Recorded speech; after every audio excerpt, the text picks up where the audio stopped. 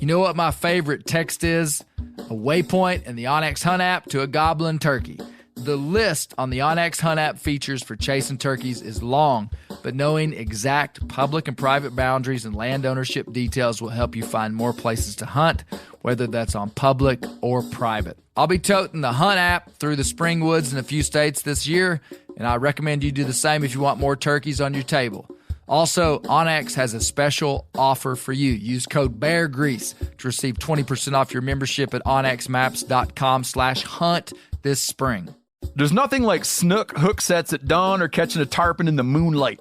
Find your next fishing trip made easy on fishingbooker.com and experience the magic of the Sunshine State or any other destination on your fishing bucket list. Book a blue water adventure in search of sailfish or go snapper fishing with the kids. With over 6,000 captains and trips to choose from, planning your next one just got a whole lot easier. Download the Fishing Booker app on the Google Play or App Store, or visit them online at fishingbooker.com to book your trip today. Maui Nui is on a mission to help balance axis deer populations for the good of our environment, communities, and food systems on the island of Maui. They've shared over 126,000 pounds of nutrient-dense protein with the Maui community. Secure your spot now. Become a snack subscriber and join in helping to build more resilient food and ecosystems on Maui. Visit MauiNuiVenison.com. That's MAUINUI venison.com and use promo code BEAR for 20% off your first order.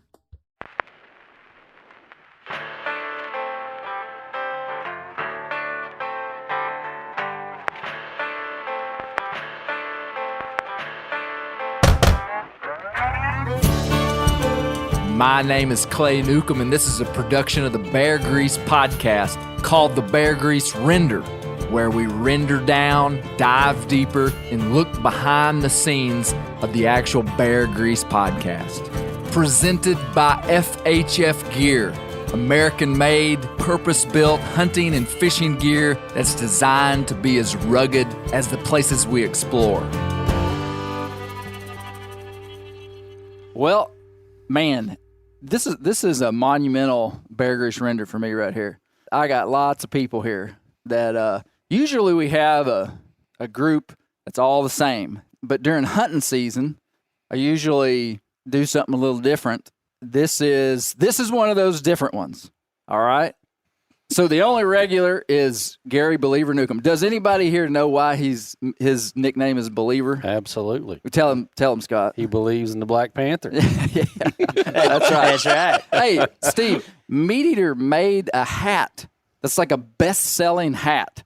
Like people wear this hat all over the country, and it says Believer, and it has a Black Panther walking across a log with a moon behind it. That's awesome. And it says on the Meat Eater website, inspired by Gary Newcomb. It's a Gary Newcomb special. Yeah, so Yeah. Good to see you, Dad. Hey, So everybody else, every one of you have been on the Bear Grease podcast before, but never on a render. I don't think any of you have ever been on a render.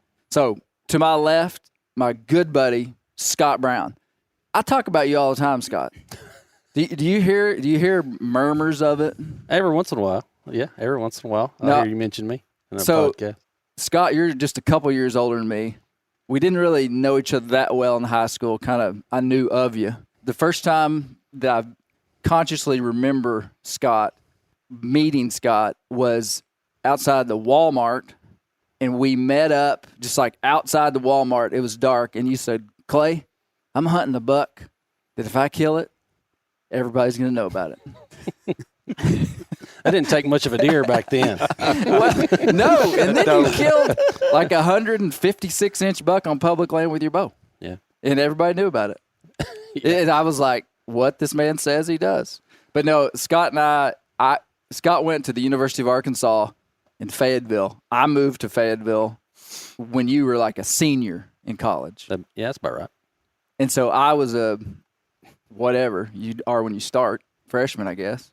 And we worked together at Walmart. That's right. And man, Andy, that's where I felt like I got to know you, because me and Scott talked nonstop about deer hunting, about Black Panther just jumped in my lap. And no, I learned a ton about deer hunting from Scott Brown, no doubt. Good to have you, Scott. Glad to be here. You here. were on the first Bear Grease podcast, too. Yes, I was. Telling the story about the guy walking in with a bobcat picture.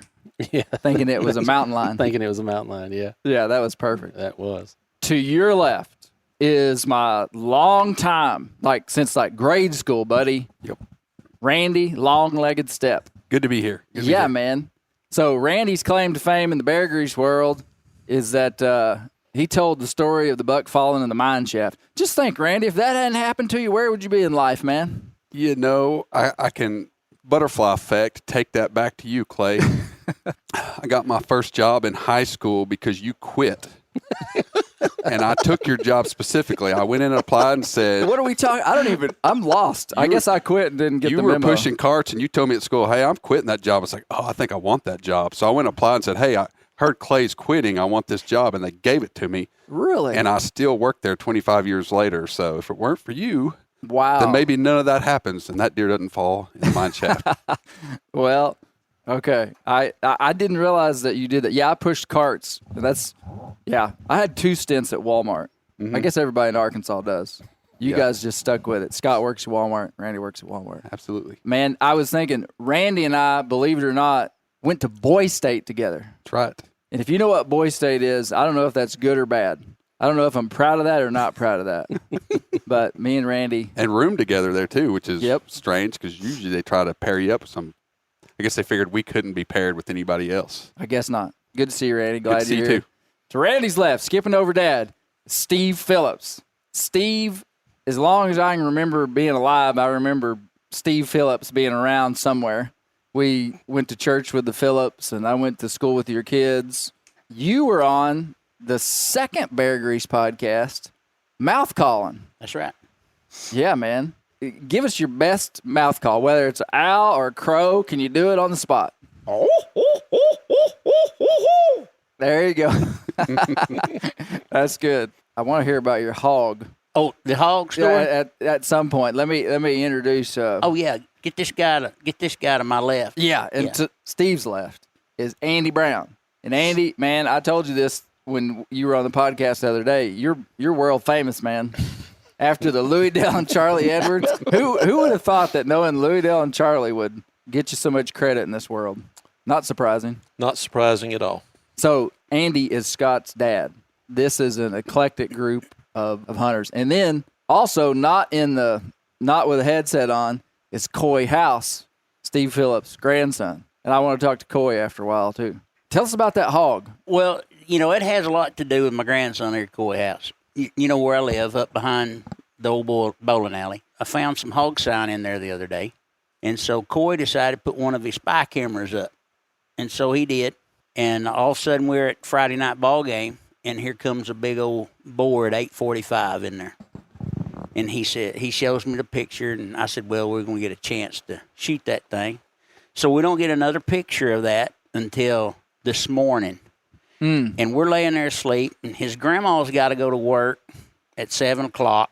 6 o'clock, the door knocks, and he opens the door, and he said, hey, Paul, that hog's up there right now. And I said, Cauy, let's go back to bed. We'll get him another morning. Let us sleep. I didn't want to get up. Mm-hmm. And he just shut the door and walked out. And I thought, well, he's going back to bed in just a minute. He opens my door, and he shoves his lab pup in my room. He said, watch the dog. And so he left, and I told his grandma, I said, he ain't going to kill that hog. I said, the wind's going to blow down there, and he's going to smell him and run off. In about 10 minutes, I heard a shot. And she said, did you hear that? And I said, yeah, well, my cell phone goes off. And he says, I just smoked him. And I said, well, come on back to the house. Let's drink some coffee and, let it get daylight. Yeah. He had his flashlight on him, On private land, you can shoot hogs anywhere, anytime, anything goes. So we go up there, and he said he run off in a thicket down below. I heard him crash. Well, we getting side by side and right up on top of the hill. And I've bush hogged a big area around there, for deer. Got deer stands and everything. And he's laying dead right out in the middle of the open. So I just get the tractor and go out there and hook onto him and raise him up and bring him back to the house. About 250, 275-pound hog. Did he have some pretty good teeth? Yeah, he had some good tusks on him. Yeah. So. He's about half as big as that one you killed in Howard County. That about half as big as that one I got in Howard County. That's Did you kill a big right. one down there? He killed a monster. A monster down in Howard County. I told Andy and Tony Hooper, they were there. I called him on the radio when I shot that hog. I was walking, and I jumped him out of his bed, and I shot him. I called him on the radio. They said, was that you shot? And I said, yeah, I've killed a little old hog. I said, I'm going to need y'all's help to help me drag him out. Well, here they come over there, and we walked off down to the woods, and I was kind of back when they got up there with about 50 yards of it where they said, little hog, nothing. We barely drug him up in the back of the truck. He probably was 500 pounds. Or better. Really? Oh, yeah. We took that thing to camp, hung that dude up. I mean, it's a big one. And Tony and Steve's out there skinning that hog. And you ask the boys, I'm a little weak stomach. I mean, I can look at it. But if I smell it, I'm gone. I mean, on a hog, it don't matter. It don't matter. It don't matter if it's a deer or a hog. There's nothing worse than a gut shot deer, in my opinion, with a full of acorns. I mean, it's awful. But anyway, we hang that dude up, and they're skinning that thing, and that dude, he's got a little old kind of a growth pocket on it. Where was that? It's on his neck. It's on his neck. We pulled that armor plate down. And old Tony reached up, and he hit that thing when it did. It just squirted stuff all up in his mouth, up on his cheek. It looked like dirt dauber mud all up through there. I had me a complete runaway out there. I mean, stink. Oh, you can't even believe how bad that thing. But that was you had the head mounted on that dude. Yeah. He's in my closet. I had him mounted. Good place. Really? Yeah. Hey, big hog. Yeah, big hog. You know, and we're trying to get Andy supposed to be bringing a paper towel to wipe Tony's face, and we're telling him, don't open your mouth. And he's running backwards, about to fall down trying to throw up. And finally we get that, and Tony said he could smell that on his upper lip for about a week. Oh, wow. It's awful. Rough. Man, there's been some pretty good hog encounters. You shot one time 5 hogs in the same day? Yeah. Tell that story. Well, Clay was in high school, and I found a bunch of hogs.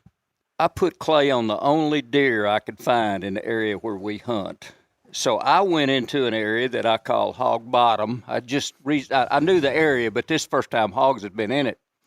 And I knew there was deer, I knew there were hogs. And so as I was going in, there's a cane break all the way across this bottom. And all of a sudden, little pigs started coming out, 100-pounders. And I started whack, whack, whack. So I had 5 or 6 arrows. Every time I'd shoot one, they'd squeal. And they would run across the creek up on a little rise on a flat. So all of a sudden, about the 3rd hog, 4th hog, I hear a roar, a sound.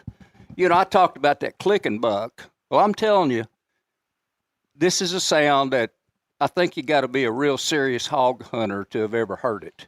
It was like a lion in Africa. I mean, it was a roar. You've probably heard it, hadn't you, Scott?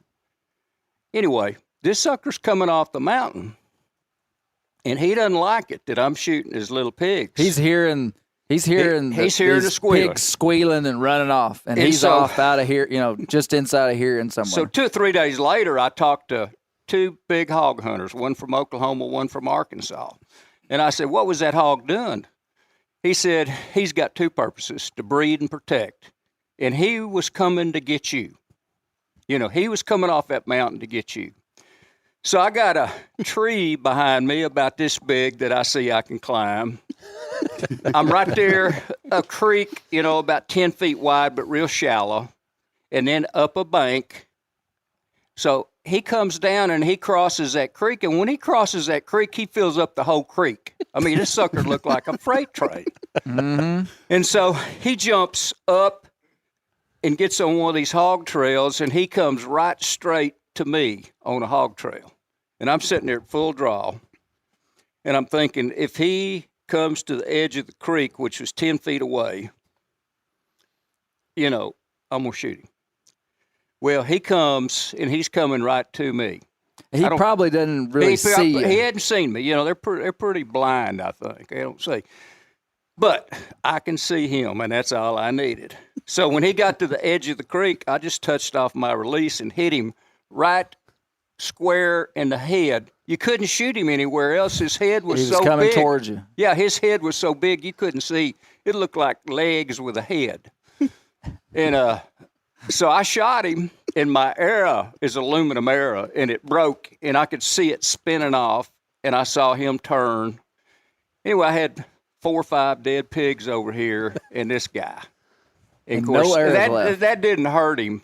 I mean, that didn't phase him. For years, I thought one day I'm going to kill a hog down there that's got a big wasp broadhead stuck in between its forehead, but we never did. But the next week, I took Clay in there, and that's a story I've probably told on this, where he went in and killed a pig, a hog, and then all the little bitty pigs came in, and he had like 30 little pigs, 20 little pigs running around. I was 16. No, I wasn't 16. I was 15 because I couldn't drive yet. And I walked into Hog Bottom, just where he had all his pigs, and I hadn't been in there 10 minutes. I mean, I could no more hear the gravel popping of Dad leaving me there, and I see a pig coming, just trotting down the bottom, and the first one gets past me. It's full-grown hog, and I'm just sitting there going, holy cow, I just saw a hog. And I hadn't seen hogs before. It was the first time I'd encountered wild hogs, and not 2 minutes later, here comes another one coming down the trail, lone black adult hog. And I just draw back, and it gets out there, take a good shot, just 10 ring this hog. Dad's been gone 10 minutes. And it's probably 4 PM, getting dark at 7:30. And so the hog runs off. Well, directly, a minute after that pig comes by, here comes 26. I'm not kidding. I counted every one of them. They were shoats. They were of all different sizes.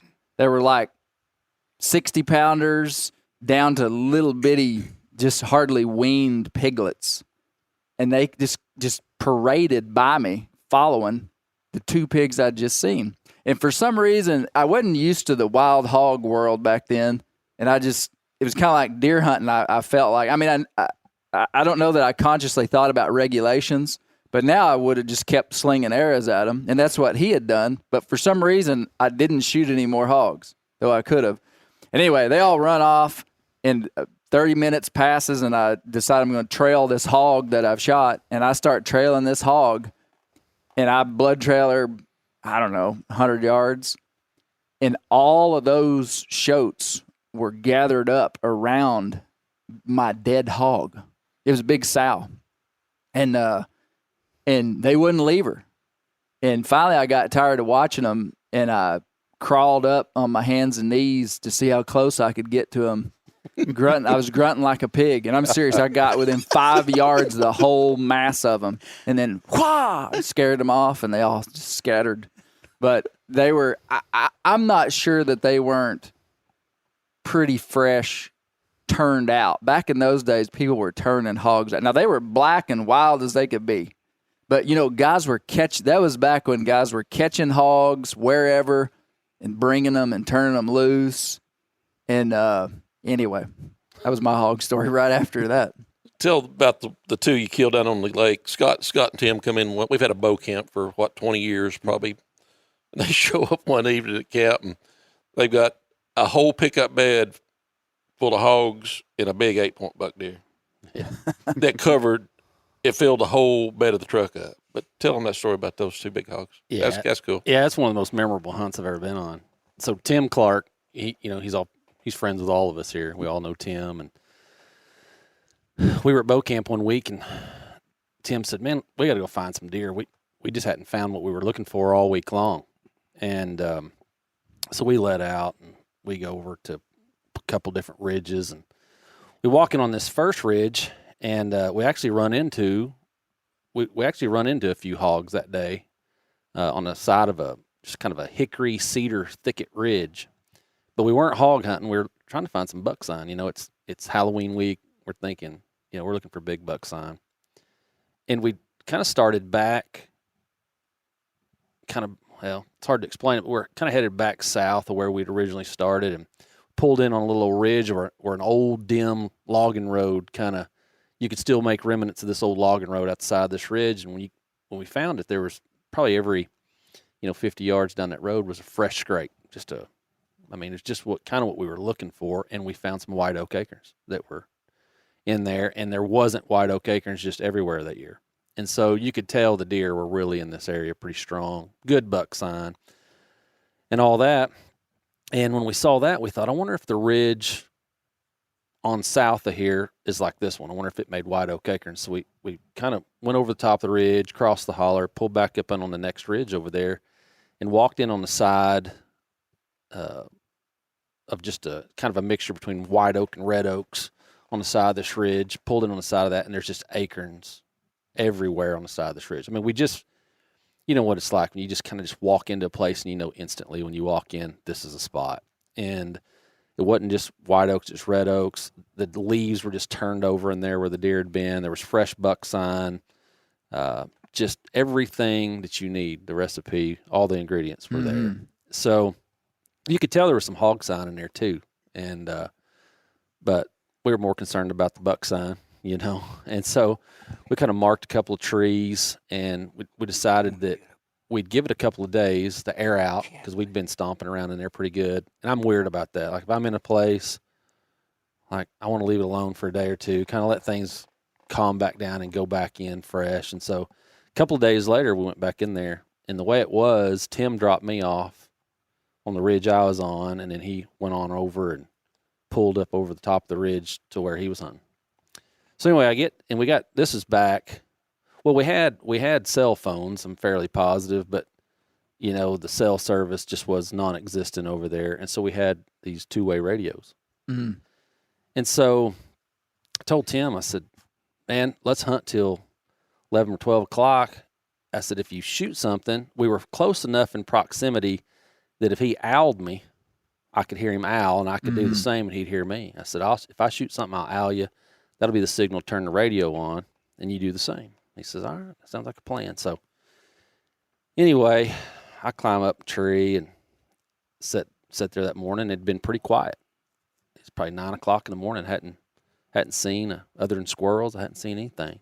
And anyway, about 9 o'clock, I get to hearing something over the top of the ridge. I'm kind of over on the north break of this ridge where I can hear something over the south break of the ridge, just making some noise over there. And I didn't know for sure what it was. And I just kept tuned in there. And in just a little bit, I looked at the top of the ridge, crested,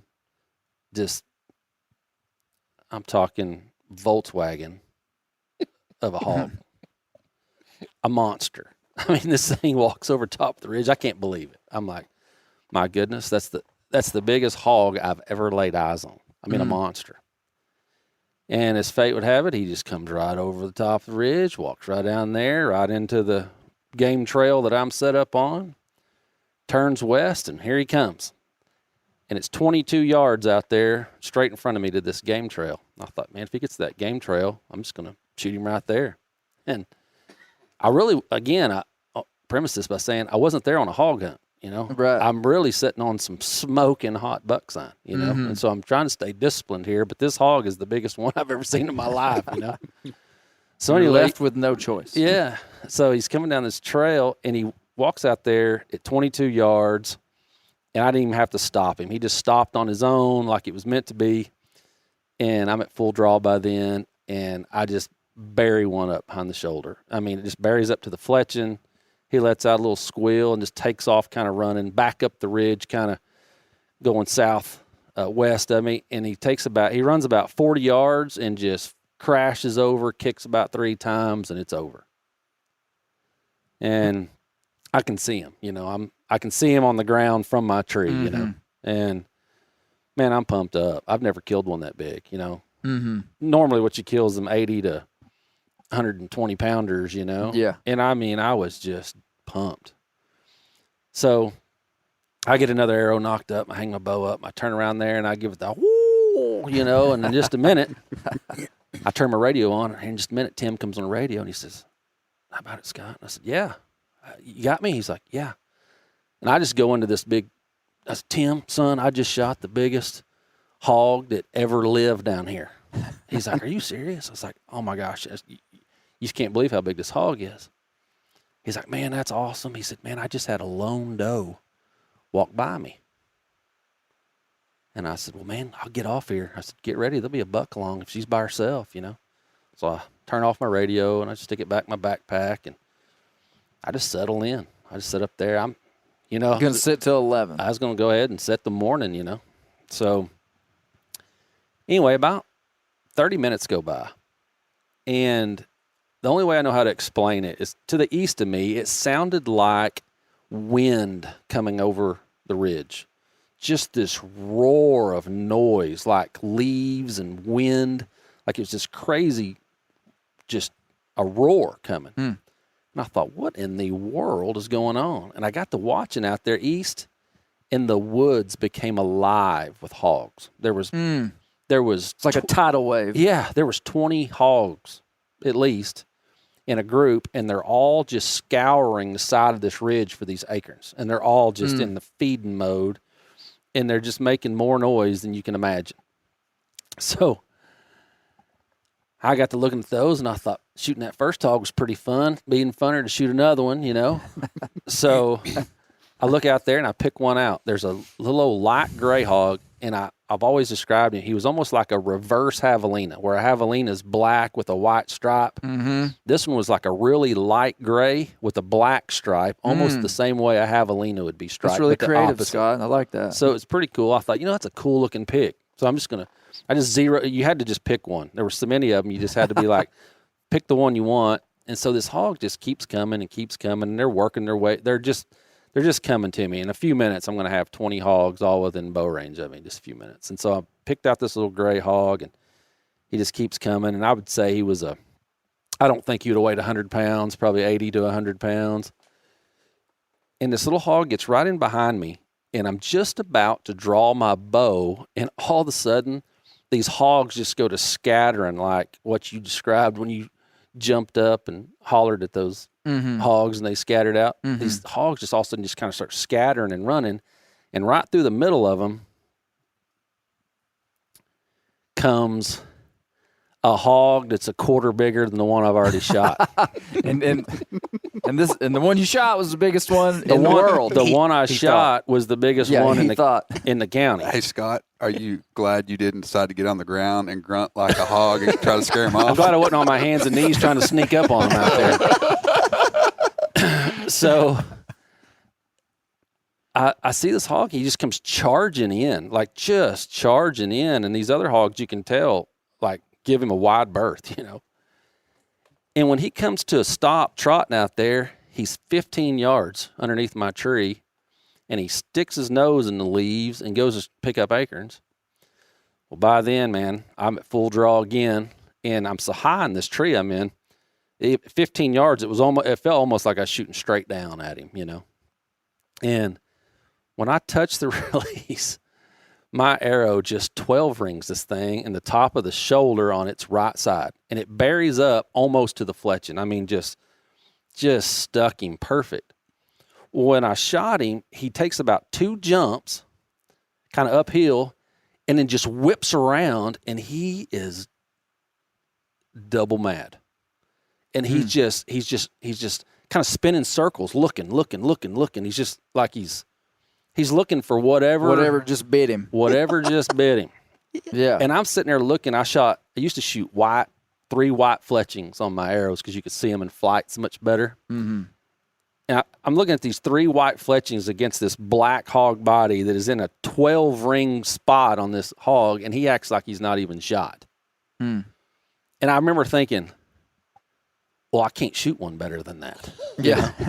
I mean, but I'm digging for another arrow, I'm reaching around there, and I'm trying to grab another arrow out of my quiver, and I get one, and he's still just kind of standing there, and I got an arrow knocked, and I'm in the process of trying to get my release on the string, and he finally decides he better get going. So he takes off, just charging up this ridge, just running straight uphill as you can.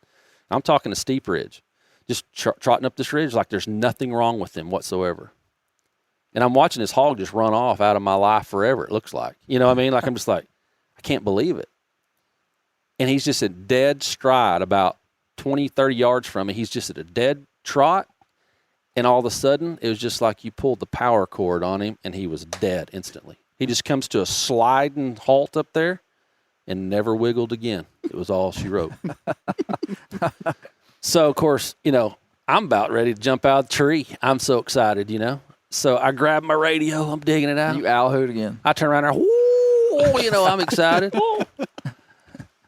And about that time, Tim comes on the radio. He's like, how about it, Scott? I was like, and I start in. Tim, you're not going to believe what just happened. Son, I shot an absolute tank of a hog, bigger than the first one I shot. And I go on for 2 or 3 minutes on the radio without taking a breath hardly, you know. So anyway, I finally get done telling my whole story on the radio, and I take my thumb off the button, and Tim goes, man, that's awesome. I just shot a big buck. And I'm like, and I thought I heard what I heard, you know, and I was like, come back. Did you just say you shot a big buck? He's like, 10-4, I just shot a big buck over here. And, of course, I'm like, man, this is the most awesome day ever. You know what I mean? Like, we can't believe it, you know. So, to cut the story down, Tim he's not sure. He's pretty sure he made a good hit. But you know how you are. When you don't see the arrow hit the deer, you've all got this doubt in your mind. And the longer you sit, the more you doubt it and all this other stuff. So Tim come and got me later, and I said, man, if you're worried about your hit, let's we got plenty of work to do. Let's get these hogs out. And we'll go and get yours. It'll give it some time, you know. So anyway, long story short, he had hit that deer perfect. He ran maybe 75 yards. He just didn't see him go down, you know. Those hogs and that buck filled up the back of the truck. Is Filled that up a 17-foot tracker boat, I can tell you, About too. the boat. Yeah. Hey, we had, and that buck's, he was a dandy. I mean, like right at Pope and Young class, 8-point. Nice. Just a really nice buck. At the time, I want to say that was, for sure, probably the biggest buck at the time Tim had ever killed with a bow. I mean, it was a good deer. That was a good day of hunting. But it was an awesome day of hunting. Started out as a deer hunt, turned into a hog hunt, but ended as a deer hunt.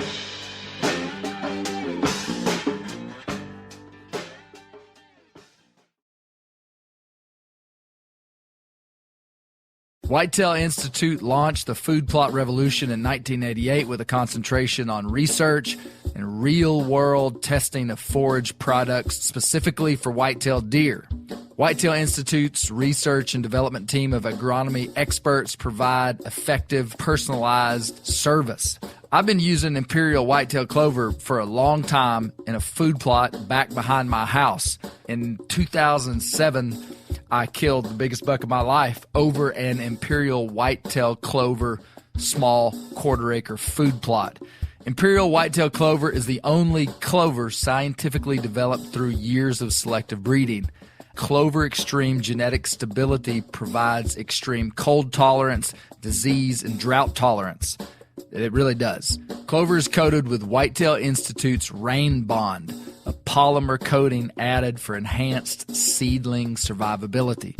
They have an exclusive offer for Bear Grease listeners, 15% off Imperial Clover when you use the code BEAR at whitetailinstitute.com. That's whitetailinstitute.com and use code BEAR for 15% off. Ready to win Mother's Day and cement your reputation as the best gift giver in the family? Give the moms in your life an Aura digital picture frame preloaded with decades of family photos. She'll love looking back on these memories and seeing what you're up to today. Even better, with unlimited storage and an easy-to-use app, you can keep updating Mom's frame with new photos, so it's the gift that keeps on giving. And this is not a joke. Juju Newcomb has an Aura frame, and we share photos, and they're incredible. Also, my mother-in-law has one. We have them. They truly are really good, really high quality.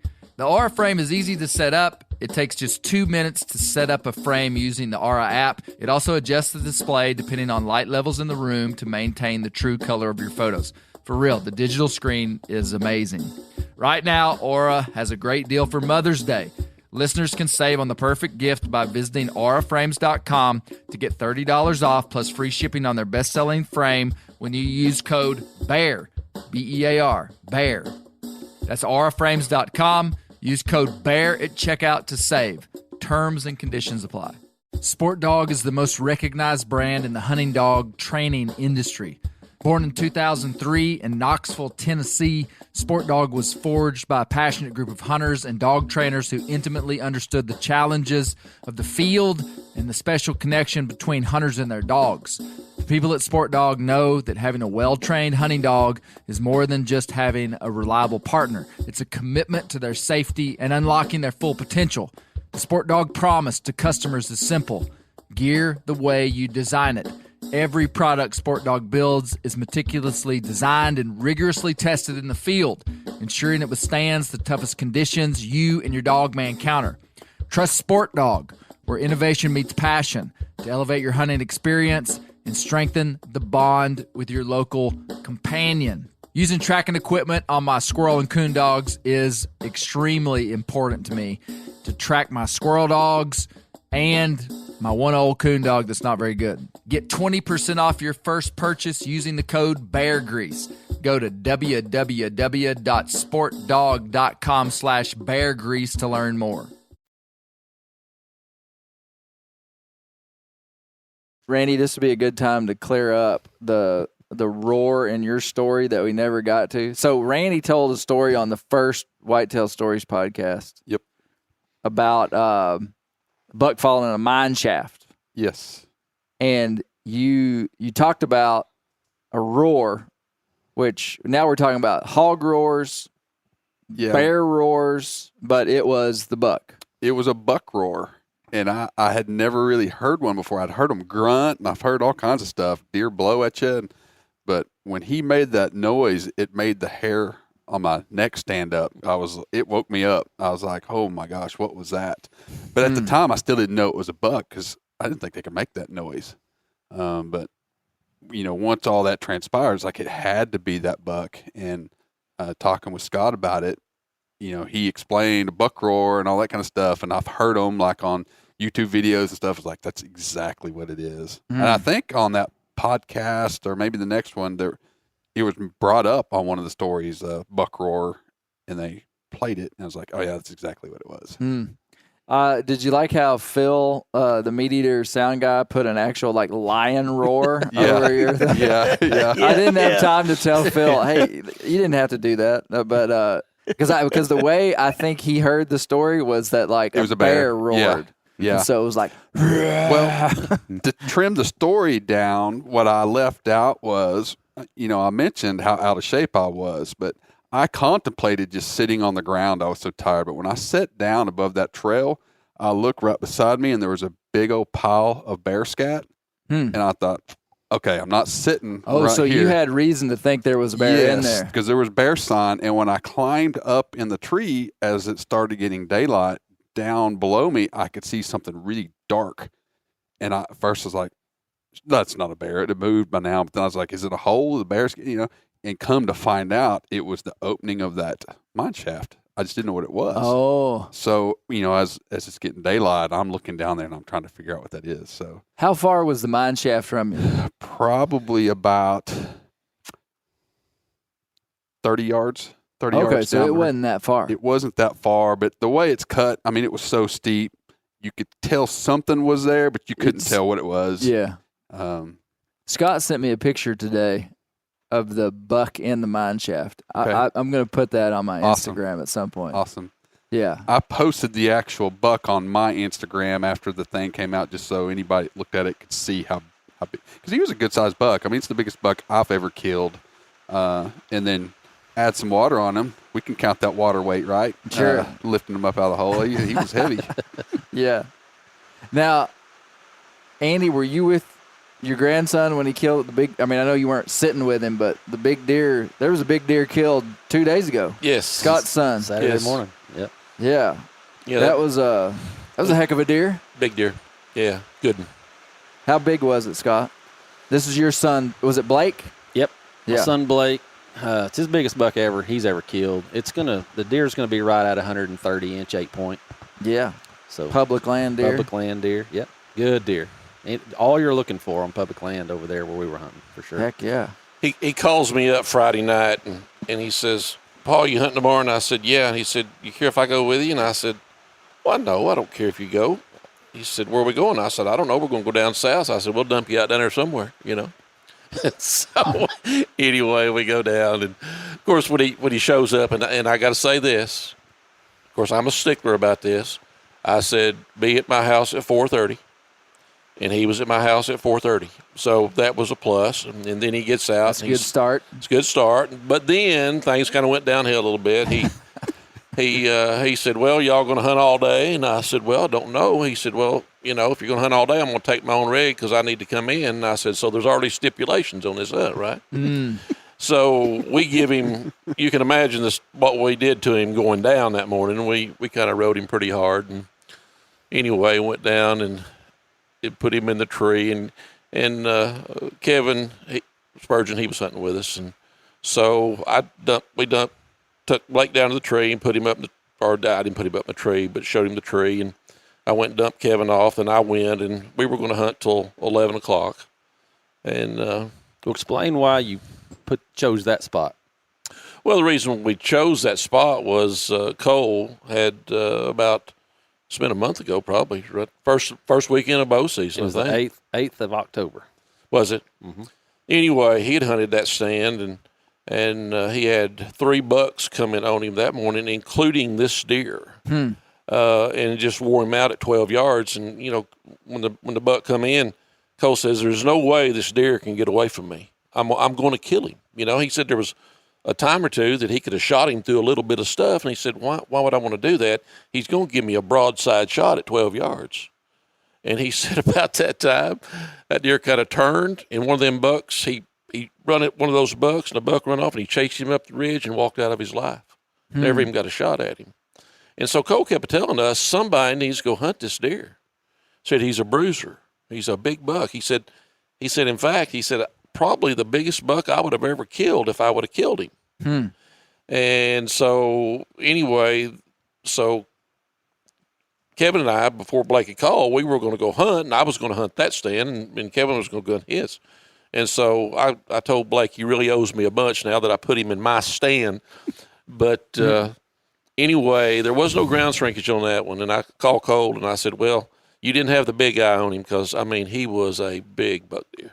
I mean, a big 11-something inch tines. It's 11 and a quarter G2. 25-inch main beams. I mean, yeah, that's good main beams on any deer, you know. And big buck deer. But so when I went to pick Kevin up, Kevin was nonchalant. Of course, I didn't have any service where I was at, and everybody, Scott and Blake and Kevin, had been talking. And anyway, I went to throwing my stuff in the back of the truck, and Kevin says, well, we need to make some room. And I said, what are you talking about? I said, did Blake kill that big buck? He said he sure did. And so we take off and go over there. It's noon by then. When I come over the hill, old Blake's up, give me the fist bump, you know, in the middle of the road. He calls his dad, and Scott says he couldn't even get it out. Dad, I just killed the biggest buck of my life, you know. And he was some kind of tore up. But you know what? That's what it's all about. And we talk about this all the time, and it's not about you, really. I get as much, and Scott we had this conversation this week, and it's like Gary talking about taking you down where the deer were. That's the way we operate. You know, it's not about me going to the best spot. It's about, I think anybody that's ever hunted with me would say, I'm going to give you the best spot. I'm not greedy when it comes to that. I can vouch for that because I'm by no means the greatest hunter. I hunted with you in high school, Clay, when I think neither one of us were killing deer. You moved up with them and start killing deer, and then Scott moves back to me. Now that's when I hook up with them and I start killing deer. But I've been to camp with these guys, and it is an art form.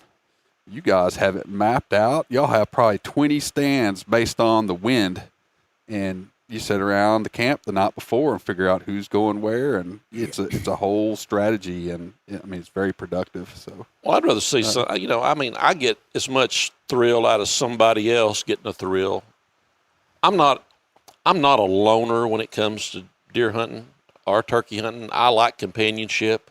I like people to gig, and I hope we get into some of the gigging on some of Steve's stuff. I've been waiting for it to happen. It hadn't happened yet. I already said no. Steve's to that. just sitting over there acting like There's some highlight like a reels saint with over him, here. but I tell you, it's all about companionship, and you know, Steve grew up with my kids and treated them like his own, and he's walked thousands of miles behind me over the years. I mean, great friendship. Even before that, we played Little League baseball together. That's how far we go back. That's a lot. Really? That's a lot of years. And but I think hunting is about making somebody happy. You know, it's not about me, especially anymore. Yeah. I mean, I like to kill buck deer as much as anybody, but Blake, when that boy killed that deer, that's what it's really all about. It's kind of like when Ranella lets you shoot the moose. You know, that shows you kind of made me think a whole lot of him. And I think Gary pointed that out in one of the podcasts about that shows you what kind of guy he is when he lets you shoot the moose that he's always wanted to shoot. So, but so we give Blake a hard time. We told him that, you know, by looking at it, I thought he ought to give it at least another year. He shouldn't have shot it. Yeah. Should have let it wait. You know, it'd have probably been a whole lot bigger little thing, you know, but it was truly, when you kill a buck like that, they're a whole different category than a 2.5 or 3.5 year old deer. Yeah. They're just big. Yeah. I was excited to see it. Scott messaged me the other day. Yeah, I sent it. In fact, Dad and Kevin had not even come out to Blake yet when I sent you the picture. Oh, is that right? Yeah. Yeah, I was working. I wasn't even hunting. Blake calls me. I pick up the phone. I see it's him. When he calls me from the woods, I know something's happened, you know? Yeah. So I pick up the phone, and I can't even understand what he's saying. He says something like, you know, just, Dad, I just shot the biggest buck I've ever shot. You know, I mean, I can't even understand him. And I was like, are you sure you made a good hit? Like, let's slow down for a second. Are you sure you made a good hit? And he's like, oh, I've already seen him. He's on the ground. You know, I mean, he'd already found him and everything, you know. And anyway, I said, well, you got a picture? Well, no. I was like, Blake, take a picture of him. You know, like, give me something to go off of. I'm living my life through you today. You know? Yeah. So he takes a picture of it. Sends it. I think the first picture I sent to you is just a deer laying on the ground. Wasn't it? Yeah, and you could tell it was big, but you couldn't really tell that much about it. You were one of the first 3 people I think I sent that picture to. Yeah. Old Blake Brown just gets down and reloads and gives him another down there. Just to make sure he's not going to go nowhere. He wanted to go, hey, he's dead. I'm you know? not going to let that one get up. Hey, he just give him another to the shoulder. Him laying there. That was funny. Now, Steve, you've been hunting with Andy. 20 plus years. Yeah. I've been hunting with Andy, and in fact, Since 1987. Scott, how old were you? Were you 87, about Blake's age when you killed that big buck down off on the backside of the mountain, and I came to you, and you said, how are we going to get that buck out of here? And I shoulder packed him just like you were talking about. That would really? Yeah. I'm not sure how old I was because Cole killed one on the same morning, if you'll remember. You was about 21 or 22. I would He have was said about Cole 12. was 10. Or, 11. And if Cole was 10, I'd have been 20 when that happened. We were down the bottom, and I went off the middle mountain down to him down the bottom. And Scotty killed a big old buck, and he said, man, how are we going to get this buck out of here? And I said, I'll show you how we're going to get him out of here. And I just threaded him down and tied it together, and I just bent down, and he helped me, and I got him on my back. And I said, now you carry the gun. And I'm talking it straight up. Mm-hmm. And I said, I'm going to have to take my time, and he'll tell you. I went right up that mountain, grabbing tree to tree, and carried his buck out of the mountain for you. Nice. You know what I was thinking the whole time? That's the best plan we'd come up with all morning.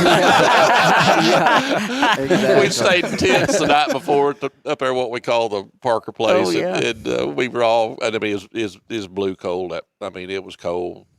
But we was all laying there in their sleeping bags, and all of a sudden we heard out there the bush, you know, out there.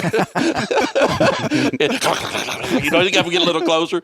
And I'm not kidding you. There was an armadillo. We didn't know it was armadillo. We thought it was a Black Panther. It come between the tents, didn't it? Yeah, rubbed it run the in, tent. it rubbed the tents. We just been there with our hair stood up. You know? If you remember, armadillos can't see very well. Yeah. And he comes running by, and he just square centers an ice chest out. And y'all think the Panthers trying to get Oh, new yeah, we stuff. look at each other and go, "What's that?" You go out there and see. You go out there and see. And Steve goes, that armadillo's wondering, that wasn't here last night.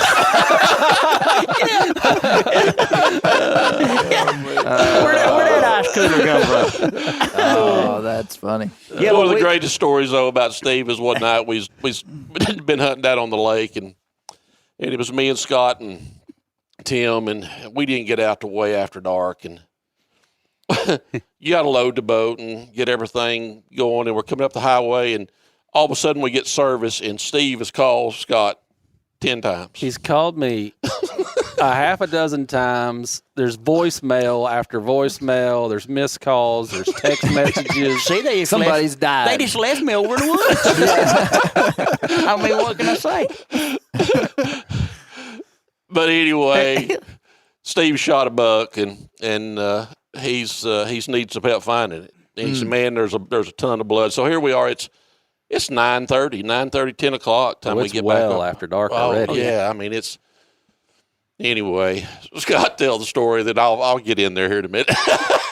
Well, when I listened to the voicemail, Steve he says, "Scott, hey," he said, "I'm over here at Aaron's stand. It's a stand location we have over at Measures. I'm over here at Aaron's stand." He said, "I've just shot a big buck over here." He said, "I mean a big one." He said, "I've got good blood, but I've lost it. I've lost the blood. Can y'all bring the dog over here?" And it just so happened that year we had a dog in camp that could trail blood trail. And so I hang up the phone. I'm done with the voicemail. I look over at Dad and I said, "Well, boys, our night's just begun." It's one of those deals. Let me just put this. It's one of those Andy Brown says we're going on a wildcat venture. and him and I, in the hunting years we've hunted together, we have been on a mini wildcat venture. Wildcat, I'm telling you. Wildcat. That's what we call it, a wildcat. He said, "Well, boys, we're going on a wildcat. That means we may be out all night looking for Yeah, blood." midnight. Yeah. So we get to camp. We load the dog. We drive up there to Aaron's stand. Steve, he's pacing a hole in the ground. He says, "Boys," I've got great blood. I mean, great blood. And he said, "But it just goes off down a little holler, and when you come up out of that holler, it just quits." And of course, we're thinking, well, maybe he just made a turn, or you know how they can do. Scott says, "Steve, where'd you hit it?" Yeah.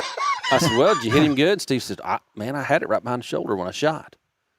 And I said, well, heck, if he's bleeding that good, shot behind the shoulder, he ain't going to go far, you know. So we walk down there. Steve takes us out to where this deer is standing when he shot him, and he has not over-exaggerated the blood trail. It is a fantastic blood trail. One of those you can see. I believed you, Steve. You just pour it out. I mean, you can see it in the flashlight way up in front of you. You know, I mean, just a great blood trail. And I remember I'd look at Steve. I said, "Steve, this deer ain't going nowhere. Yeah, bleeding like this." And Steve says, "Well, Scott, I'm telling you, he just goes up here and he quits." Of course, we got this dog with us, and of course, it's on the blood. We don't need the dog yet because you can see the blood plenty well enough. But this dog's trying to pull his collar off. He's wanting to get going, you know. And Tim has him on a leash, and we go down there, and just like Steve said, across the little holler, just quits, no more blood, and we all just kind of assumed he turned downhill. You know, deer shot good generally doesn't Going to go downhill. There's exceptions to every rule because I've seen them go uphill. We all probably have. But we just felt like this deer probably turned downhill. So the dog was feeling the same way. The dog turned downhill. We just assumed that the dog was right, and off down the mountain we go. And, you know, even though the dog you feel like is on the deer, you're still wanting a spot of blood for affirmation. Right. You know, and we're all kind of trying to just find a spot of blood. We don't find anything. We finally get down in the bottom of this ridge, goes down and hits kind of a cane bottom. And when we got down in that bottom, the dog kind of turned east up the bottom there. And when he did, I just looked down on the ground and there was a spot of blood. And I said, "All right, we're for sure on him. I mean, there's blood right here." And about the time I said that, the dog just turns and goes right back up the ridge we just came off. just a little bit further east from where we came off. He goes right back up. And I remember us all looking at each other going, that ain't good. Like, he doesn't need to turn uphill. You know what I mean? We just felt like if the deer was hurt bad, he wouldn't have turned uphill, that steep of a hill. And the dog just keeps going up the hill. And Tim, he's got flashlights, and in a minute he's out of sight up there. And we're kind of just standing down there at the bottom where this buck had turned up, or we thought he'd turned up. And we're sitting there talking, and I just walked out there about 10 or 15 yards from, I'll tell you what I was doing. We got off down there, there's just buck scrape under every bush down there. And I thought, boys, we found the hot spot right here, you know. And so I'm walking around down there just kind of looking, surveying the buck sign. And about that time, I find some blood north, not going up the ridge, but actually away from the ridge north. I said, guys, there's blood right here. I don't think that dog's on the right deer. And anyway, I think the dog realized it too. He got up there a little ways and just kind of was done with it. And what it was, he got on a perfectly healthy deer in the process of all this. So Tim comes back down the ridge with this dog, and we walk out there and get him on this blood that I'd found, and it's back on again. The dog's on him again, and here we go across this cane bottom. Well, it's only about 50 or 60 yards out there till it hits creek, a big creek, like a swimming hole kind of creek. You know what I mean? Deep creek. And we go out there, and this cane bottom just goes out there. And when it hits the creek bank, it's on the channel side of this creek, meaning it's just a bluff off to the water, probably a 3.5 foot, 4 foot drop off into a big hole of water that runs back west 100 yards back west. And we said, well, he crossed the creek right here. And so you can't cross right there. It's over your head deep. So we thought, well, we'll go down creek. We'll cross at a shoal. We do that. We come back up straight across from where some of us stayed to where last blood was. So we knew where to try to pick up the blood on the opposite side of the creek. We get down there, no blood trail. None whatsoever. We scour the bank. We exhaust all efforts and the dog's not interested. You could just tell something happened. Well, common sense will tell you, well, maybe the deer's in the creek. So we start looking. We're shining creek. We're walking up and down the creek bank. And anyway, Steve gets away from me. He gets down there down creek, probably downstream about 75 yards or so. And Steve goes, hey, Scott, come here. What is this over here? So I walk down there, and Steve's standing on the bank. Goes, what's that right over there?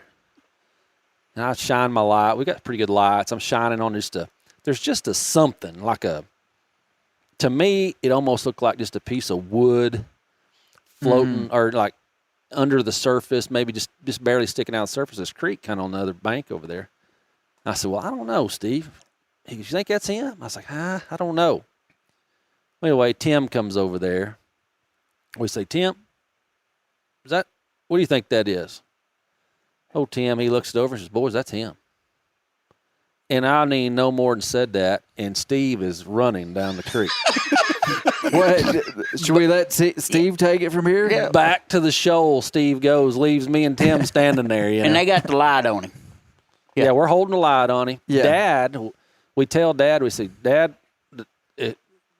deer's going to be west of you. So Dad, he works his way down the bank until he gets over there. Dad confirms it. He looks down in there and goes, yep, boys. There's our deer. That's him. And anyway, Steve, he's down there and he's crossed the creek. Steve's built this deer up. He's a big buck. He's that biggest buck he's ever shot with his bow. I mean, he's told us all this stuff. And he was. And Dad's looking. Big endpoint. Dad's looking at this buck. He can see him good. We can't see him. Dad's looking straight down at him almost. And it's 4 foot drop off the bluff. Off the bluff into this hole of water that's over your head deep. So Dad's just kind of standing there looking at him, And Steve says, Andy, you see him? He said, now, Steve, now, I could be wrong, but I don't think that thing's got but spike on one side. Oh, yeah, messing with me. Yeah, listen to it. I knew better than that. I ain't gonna tell you what he said. Yeah. And As he's running through the barricade thing, it wasn't Christian. I can tell you. So Steve finally gets around over He there. just bails off in that creek. I mean, he just hops that deep in the water right there. And it's cold. Oh yeah, it's bad cold. You know, it's 30 degrees and it's nearly midnight. I just bail off in there too. And when I do, it's deeper than I thought. I just I'm up about chest deep, and I get my breath, you know, and I'm right there with that buck, and I look up at Andy. I said, "How are we gonna get him out of here?" Well, I take my belt off. I take my belt off. Shriveled his pod. I take my belt off and I wrap him around that deer's horns and I hand him the end of the belt. The end of the belt, yeah. And while he's pulling, I'm shoving. And we shoved this buck out on the bank up there. Well, I had to climb out of there 4 foot up, and I get up. And by the time I get up there, Andy, he's looking him over. Steve, where'd you shoot that thing? And he's looking. I said, I think I was aiming right behind his shoulder. Well, there ain't no hole behind his shoulder, okay? And I've had the best hit I ever had. I'm going to tell you boys right now, if you want to kill one dead like that, just shoot him in the femoral arteries right behind him. Just shoot him in the back of the thigh. I said I had one of them. But I had got both of them. Oh. And double femoral artery. Double. That's why he didn't have no blood. Well, he said, well, we're going to have to drag him 300 yards out of here. Oh, so he said, I ain't even taking him out here. I said, what do you mean? I said, Steve, that's a big buck. You're killing your life. I ain't taking him out. He said, I'll never hear the end of it. Scott Brown. He said he will never let me live this down. Well, and the reason that is, let me just clarify something right quick, okay? Oh. That's not the first one I shot like it. That was part 2 or part 3? I don't remember. No, that's part 2. That's part 2, okay. The first one I did like that down there on the hunting deal. We had another wildcat venture about midnight down there. And we had drove down that afternoon, and Wayne Pate and I had saw the biggest buck I'd ever seen in Howard County. I'm not joking. Huge, probably a 160-inch buck. Had a drop tine. We rushed back to camp, get stands. I come back and I put it in the oak tree that the deer was feeding under with a doe for the night. That sounds reasonable. Exactly, right there, there. Put it in the tree. In the tree. Yeah. And I'm grunting there right at dark, and all of a sudden I hear crash, boom, pop coming up the hill to me, and I think, oh, boy, here he is. Of course, my left leg was quivering, I hadn't bow hunted near as much as these guys, okay? I just started bow hunting. And you know how that shakes get with your left leg? It wouldn't settle down. Well, finally it got settled down. Well, I looked, and here come a nice 8-point. Well, I just draw back and shoot him, and sure enough, I didn't hit where I was supposed to. I hit him back there like that. Well, we finally got him. Oh, but he shot him. He brought that back, right? I brought that, and we got him. Well, we get back to camp, and Scott, he puts in on me. Now, Steve, why in the world? Well, he got a target, and he set a target up out there. Well, I was just stacking them arrows in there at 20 and 30 yards with a target. Well, let's hold on a minute. Come on now. Yeah, he left a whole lot out of this one. I put the target at about 12 yards because that's how far the deer was. And I said, Steve, try to miss that target as bad as you missed that deer. That's tough to do. You're trying to diagnose what was happening. Yeah, he's diagnosing He me. cut both tendons on the back hindquarters. Of that thing. And telling us he shot it, broke his back right on top of the back. I hit him. I don't know how and he did I told that. him I hit a limb. So now he's out here showing me and trying to tell me what I'm doing wrong. And he said, I just can't figure this out. And so now back to part 2. I shot this buck. And that happened again. That's the second deer I'd killed since that happened. Yeah. We get back to camp, and he's sitting around. He said, I got to figure this out. I think I know what you're doing. I said, well, I'd like you to tell me what I'm doing, because that ain't where I'm aiming, is where that hair is going. He said, because he's giving me this. He said, now, in your mind, when the deer comes up, he said, you need to anchor the same spot. You need to visualize. If you're leaning out, you're up 30 foot in a tree. Don't just stick your bow down, lean out. And I've got all this going through my mind. I'm thinking all these things. Scott, I picture him as the bow guy, Yeah. So I'm doing all these things, but I'm not hitting the deer where I plan to. Mm-hmm. he's figured it out. He says, I know what you're doing. I said, well, what is it? He said, when you hit that release, you're jerking your head up to see where the air's going. That's exactly what I was doing. I'm jerking instead of just letting my air do it. Mm-hmm. So the very next deer I killed, I have not shot another deer like that. I have killed deer now. That's Knock good. on wood.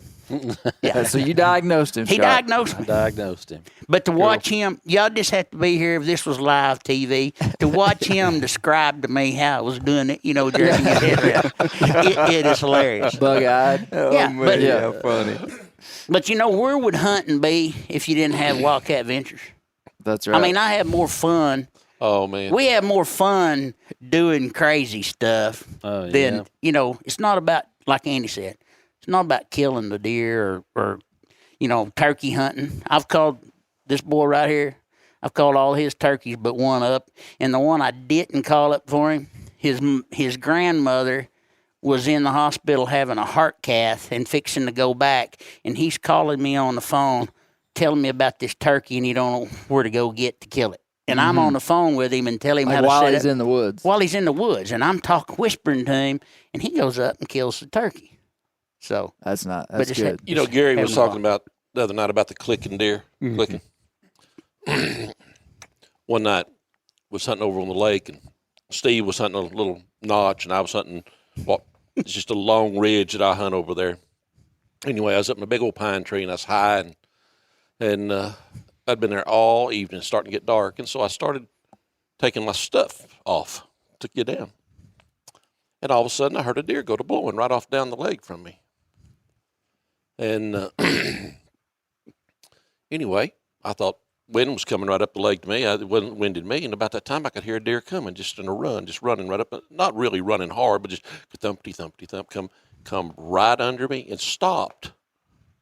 I was up. I was really too high because I had a little bit of canopy under me. And I was sitting there admiring that deer. In fact, it didn't really matter to me whether it's a buck or doe. I was going to shoot it. And about that time, I just heard this deer coming, thump, thump, thump, just coming right up the ridge. That dude gets right out there. I'm talking about just right there. Now, it's late. And that dude goes,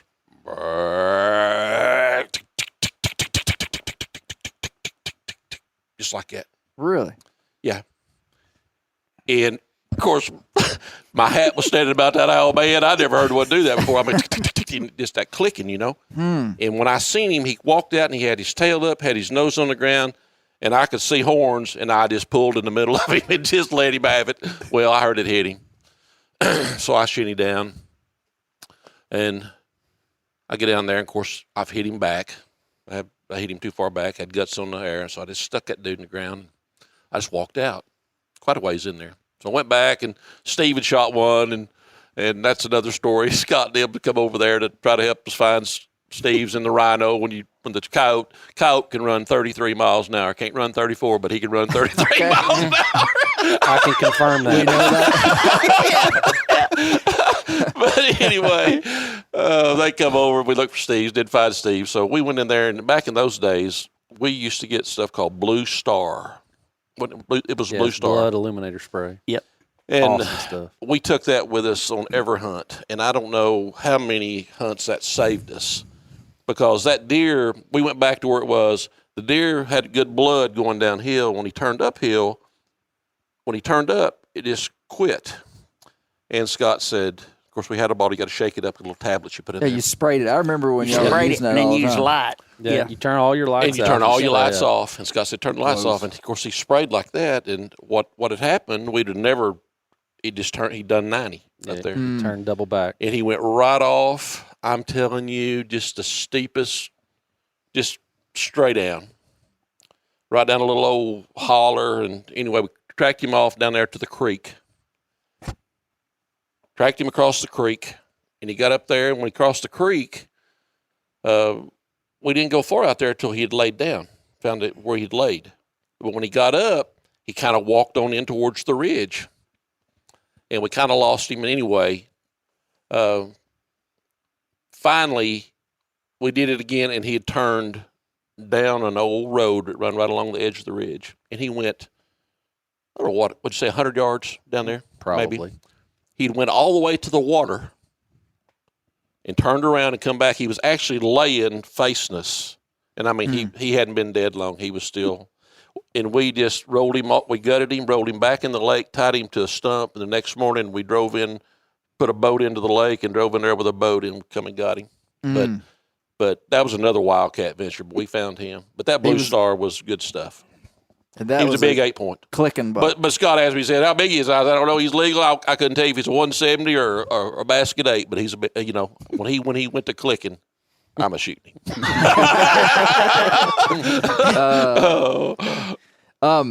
I've got to ask you guys. So, of all the stories that you've heard on these 2 podcasts, and I'll say I've had incredible feedback on these 2 podcasts. It's kind of hard to rate feedback for me because I hear a lot of stuff from different people, and we do so much variety between like doing frontiersmen or highlighting somebody for dry ground mountain lion hunting in Arizona, like this style of podcast that we just did, this collection of stories. I had people just loved it. I got a lot of great feedback, and I'm always shocked. Anytime I ask someone, I'll say, what was your favorite story? Just a random friend. They surprise me every time because in my mind, I'm thinking, oh, it's for sure going to be this. And they'll tell me this other story. But Randy, what was your favorite story you heard? Can't pick your own. I'm not kissing up to you. Your story was many people's favorite. The mine shaft buck. Unique. And you told it well, too. What's awesome about that story, then I'll move on to your question here, is that, again, I grew up in a house with my dad worked for the Forest Service for 37 years. He didn't want to go in the woods on his days off. He knew where all the deer, all the turkey, and all that was, but he had no interest in going on his day off. So I didn't grow up that way. So it wasn't until my 30s, really, that I really started hunting, and it was working with Scott and talking to Andy and Steve, learning about wind and food and, where to get. And it was instant. I picked up a bow. Scott told me how to shoot a bow. I was seeing bucks. He tell you to keep your head down on the peep sight? My first season bow hunting. Steve taught you that. I'm seeing mature bucks, which is just unheard of, but, just couldn't quite get it all put together. So that hunt worked out well because I was able to, on the spot, assess the situation, figure out, what the plan was, where to get, and all that kind of stuff. So I wrote some notes from the podcast last week, and you're taking notes. I did. I did my homework on this. You get some bonus points with me if you take notes on Bear Grease podcast. So James Lawrence said something about the number 11 caps from the muzzleloader, and I have a disdain for those things. Like I hate them bad. The very next year, or the year after I killed that mineshaft buck, I scouted a new area, and I did it on my own this time. This is the first time I'm going on public land. I'm scouting out an area for myself. I find the spot. I'm on the other side of that mountain, so the deer cannot fall in a hole. No holes on that side. I planned it out, and I'm like, this is gonna be good. I see a buck that rivals that buck or maybe bigger, and don't tell these guys about it. He's leaving. He's Steve leaving knows me. Where you're at. Steve probably knows exactly where I'm at, but he's leaving, and I got one shot, and it was probably a little too far, and I missed. But when the smoke cleared, that dude had ran all the way up underneath my stand. And I'd learned the lesson the year before: start reloading as soon as you shoot. Start reloading. So I'm reloading, and I can't get that number 11 cap on. I think I dropped one, and then I'm trying to get the other one, and I'm trying to hold it together because this buck is like, I'm kind of up on a little ridge, but he is right. If I had a bow, I'd have killed him. I mean, he was right there. And as soon as I'm starting to get that in, he's gone, and never got the second shot off because I couldn't get that number 11. So I can relate to that story there. I can also relate to Giannis's story Because he's 43 and he just killed his first buck with a bow. Yeah, I'm that's 42, so there's hope for me.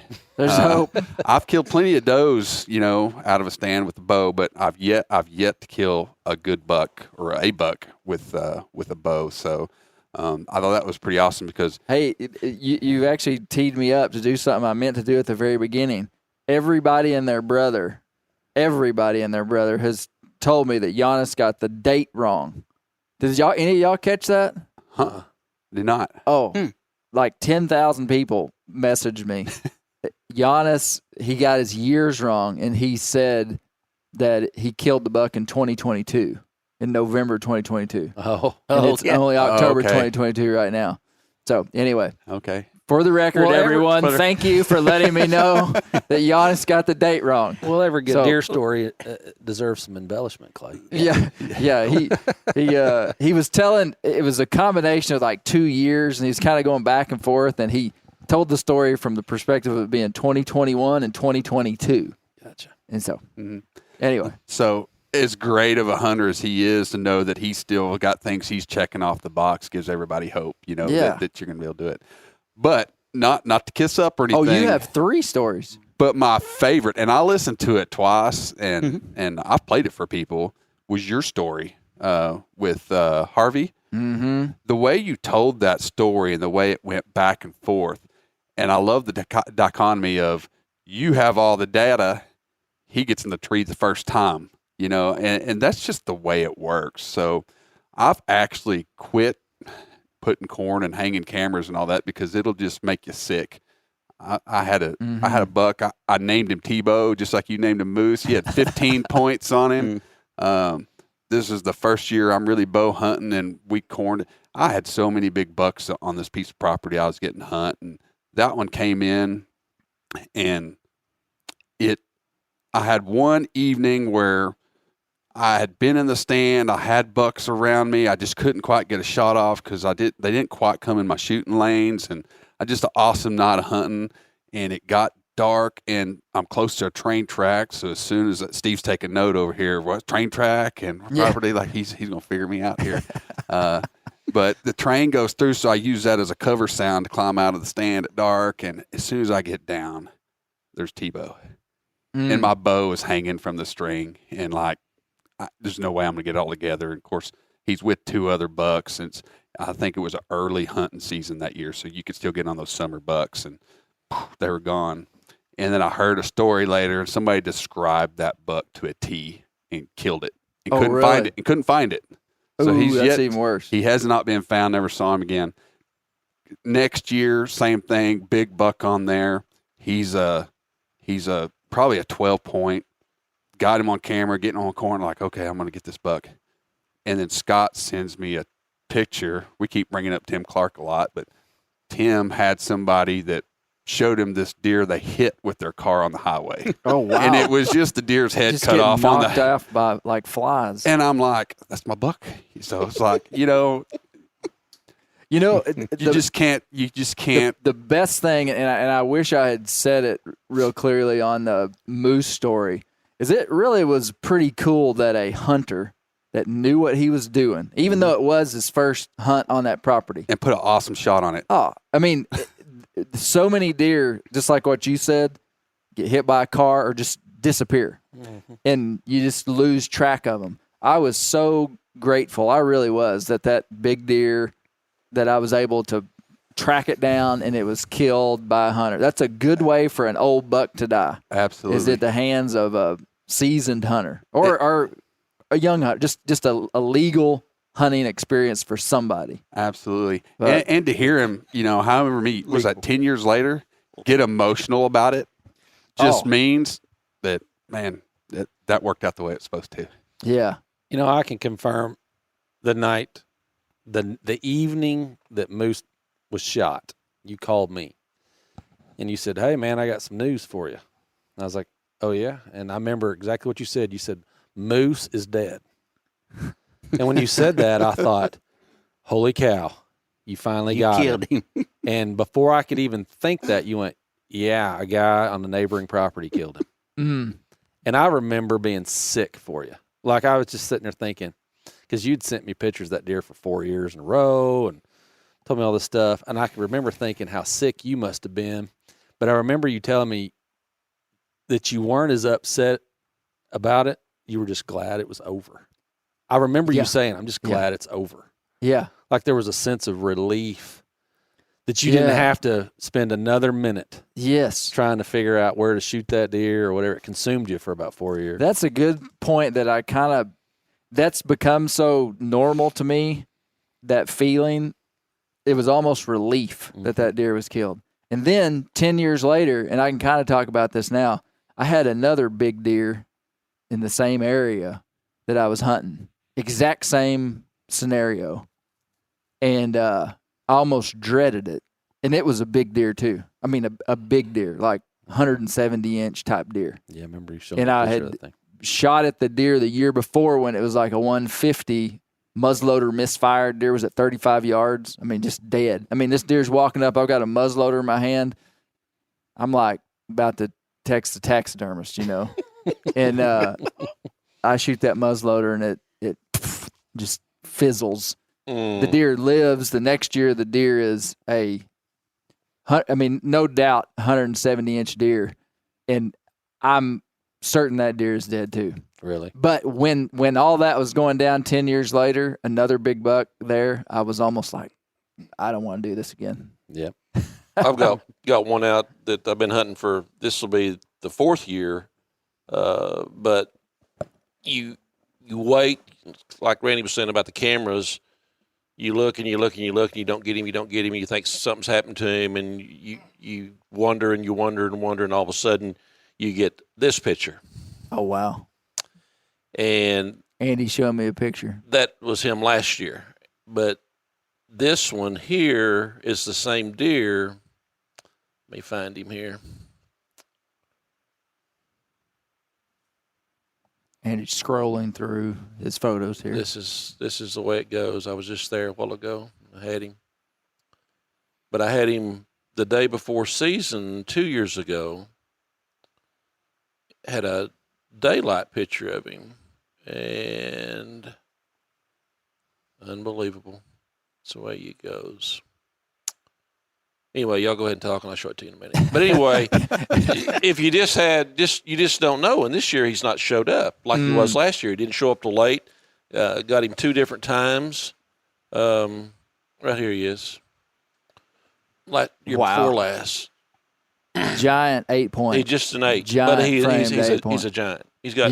I'd say that G2 right there is 15 inches long. Yeah. I mean, it's huge. Monster. But we've talked about that. Scott and I don't really know where he stays. Yeah. He shows up. That 2 or 3 years ago we had him a lot at night, but those guys don't get that big by being stupid. They know how to survive. I was just about to ask the believer what his favorite story was when he took a bride of brownie. Of all the stories, which one stood out to you? Not your favorite. It's hard. People ask me about favorite. All these stories are different. Like Andy, his second story he told wasn't even the story that was going to be on the podcast. I just liked it. So it's hard to compare like Andy telling about his little story of shorter in time story to a big 30-minute story that we told. So favorite story is the wrong way to say it. What story stood out to you, Dad? Well, I just listened to I listened to both of them, but when I'm thinking of the second podcast, where Andy told his, and your buck wasn't in that. I was really impressed with Thrill Kill's. Mm-hmm. He dispensed some information that, of course, the way I hunt, I couldn't do that. It just takes too much time and patience. But you could tell that guy knows what the heck he's doing. I'm telling you, he is a stinking hunter. That was in my notes, Clay. I like the way. Oh, really? About Andy. And I saw Andy today, and I bragged on his story. But, he did a great job. I like the way he told the story. I like everything about that story. But I like the knowledge that was behind how he hunts. He took 2 guys, put their stories together, how to hunt, and then applied it. Yeah. And so, you're trying to learn how to hunt. and you go out on your own, monkey around, or you can pick up a book or get with guys like Scott and Andy or Clay, and learn but he put two really great hunters together, how they did it, put it together, and made it work. Yeah, he gave some good, that Brad Herndon, he talked about how Andy's takeaway was Herndon says all the signs down low, but hunt up high in the gaps and saddles in mountain country, hilly country. Even if there's not a sign in the gaps, a deer going to end up there. Right. That was good. And then the other guy was talking about thermals. Yeah, wind and thermals. And, he was able to put it all together. Your story was probably the most intriguing, but I appreciated Thrill Kill story a bunch. Just because I love of a that. surprise ending, man. I'm a sucker for a surprise ending. Finding a buck 10 years later, I thought that was pretty good. Yeah, it was unfortunate. I don't like not finding a deer. I mean, I'm not. I've passed on a whole lot of deer. Just because, I don't. I don't like not finding one, but it just happens. And a liver shot deer is not going to go 300-400 yards, but. Sometimes it's pretty difficult. Yeah. It's kind of difficult to find them when they just stop bleeding. Steve, any of them stand out to you? Yeah, I was going to tell the truth there. Man, you've been hunting a lot longer with a bow than I have, but if you need me to teach you that shot where you can get a lot of blood and get them. Do what now? I'll teach you that shot that I've got. Yeah. You need to know how to do that. Yeah. You too, Randy. The femoral artery yeah, shot? We've been shooting them in the wrong spot. Yeah, you're shooting in the wrong spot, man. We get them, we just have to chase them, you know. But I like that. I like that second podcast. Mm-hmm. And what I liked about it, you had 4 stories where they didn't get bucks, and 4 stories where they did get bucks. And what I got about all that, like Andy's story, I really liked that story. That we all as hunters have been there. I don't know of a one of us that hadn't lost a buck or, had these kind of shots, or whatever, and for him to find that sheds, my son-in-law, a few years back, he didn't hunt much, but he killed a 168-inch buck and made a good shot on it, but couldn't find it. And it took him a week going back out and hunting it until he took his wife, my daughter. He found it. He saw some crows and buzzards and went up on top of a mountain, and he found that buck, and it's mounted in his house right now. The coyotes had already eat the hide off of it, but he got the deer, he got the horns. Mm-hmm. So that just shows you, if you kill something big like that, the persistency to stay after it to try to find it. But I know we've all been there. We've all been in that situation. So it was really interesting, that podcast. Coyotes ran up there at 33 miles an hour, Scott. Yeah, they probably did. Not a mile per hour over that. Or a dog can't stop real quick with that thing, you just run right over. Yeah. I'm going to tell you a real funny Andy story. Of course, Andy and Scott, Andy's a couple years older than Scott, but I've been around Andy ever since he was a little boy. Anyway, worked with his dad for several years, and Gary, and anyway, we were camped down at Faulkner Springs Schoolhouse down South 246, and back in those days, we was hunting with J.C. McMillan and Larry and all that bunch, and there was a whole bunch of Don Treese, but anyway, we were going to make a deer drive one day, and JC, instead of having a stance, he said, well, now somebody needs to get down that swag, down there, and then somebody down there at the dead end on the road, and somebody down on the creek anyway. So he said to Gary and Andy was about probably 10, maybe. Andy Thrillkill. Mm-hmm. He said, why don't you take Andy and y'all go down there and get on the creek? And where you had to park to go to the creek's a long ways.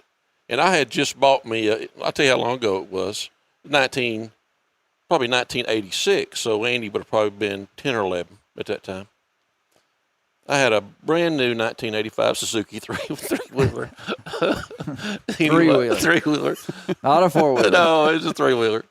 I mean, had the gun scabbard on it and the racks. I mean, it was a hot dog. I said, Gary, instead of y'all having to walk all the way down there, I said, why don't you take that three-wheeler? He said, you don't care? Well, he ain't never rode a three-wheeler in his life. I said, no, just hop on that dude. So they hop on it. Andy gets behind him. They got their guns laid out, and we take off down this Weyerhaeuser road, and they're in front. And me and Doug Blair, one of James's good buddies, is right behind them in his Suburban.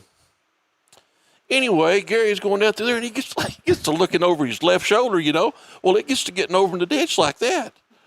Well, instead of him leaning this way, you know, you got to lean opposite on those to get them to turn. Right. He gives her this right here, and when he did, that thing bit. It slammed into the bank of the road, and it was just three-wheeler Gary, Andy, three-wheeler Gary, Wow. Andy. So Andy's going, on the back. Yeah, with going right down the bar ditch, and that three-wheeler's just all over them down through there. Well, when the dust settled, I jump out and I run to Andy. And Weyerhaeuser, lucky, cut the road ditches pretty deep there. And I grabbed Andy and I said, you okay? He said, yeah, where's Dad? I look back up the road, and all you can see is from the knees back to his boots out of the pine thicket. out of the Weyerhaeuser road. We went up there and no girl going,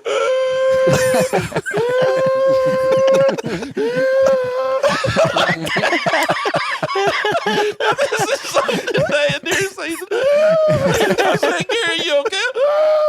Like that. We wound up hauling him to the hospital. He broke 5 ribs. Oh, no. It's spent the whole week laid up in the bed. But I mean, so anyway, about Tuesday, I go in there to check on Gary. This is Saturday. And Gary says, Andy, have you seen my shotgun? My shotgun? And I said, last time I seen it, Gary, I laid it up on the bank of the road there where we had the wreck. He said, well, I ain't got it. I drive all the way back down there, you know, it's 35 miles or 40. And there that shotgun is laying right where I left it, hanging. And that's before all the gated roads. But that shotgun had never been moved, been 3 days. Nobody had been through there, I guess. Yeah, but it never put a scratch on old Andy, but it sure messed his daddy up. Wow. Wow. That's wild.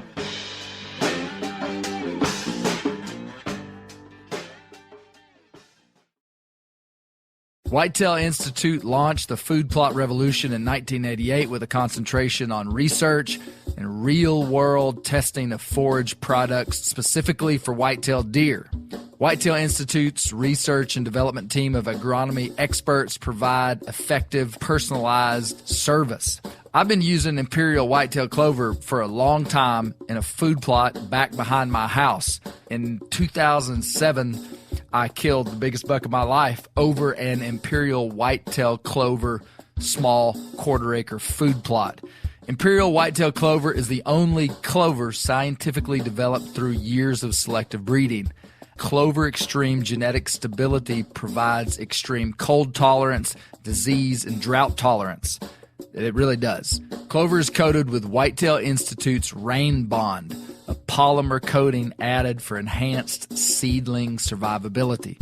They have an exclusive offer for Bear Grease listeners, 15% off Imperial Clover when you use the code BEAR at whitetailinstitute.com. That's whitetailinstitute.com and use code BEAR for 15% off. Ready to win Mother's Day and cement your reputation as the best gift giver in the family?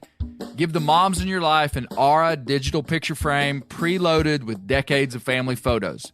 She'll love looking back on these memories and seeing what you're up to today. Even better, with unlimited storage and an easy-to-use app, you can keep updating mom's frame with new photos, so it's the gift that keeps on giving.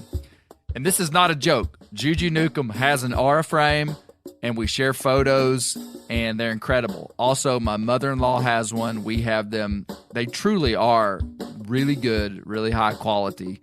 The Aura frame is easy to set up. It takes just 2 minutes to set up a frame using the Aura app. It also adjusts the display depending on light levels in the room to maintain the true color of your photos. For real, the digital screen is amazing. Right now, Aura has a great deal for Mother's Day. Listeners can save on the perfect gift by visiting auraframes.com to get $30 off plus free shipping on their best-selling frame when you use code BEAR, B-E-A-R, BEAR. That's auraframes.com. Use code BEAR at checkout to save. Terms and conditions apply. Sport Dog is the most recognized brand in the hunting dog training industry.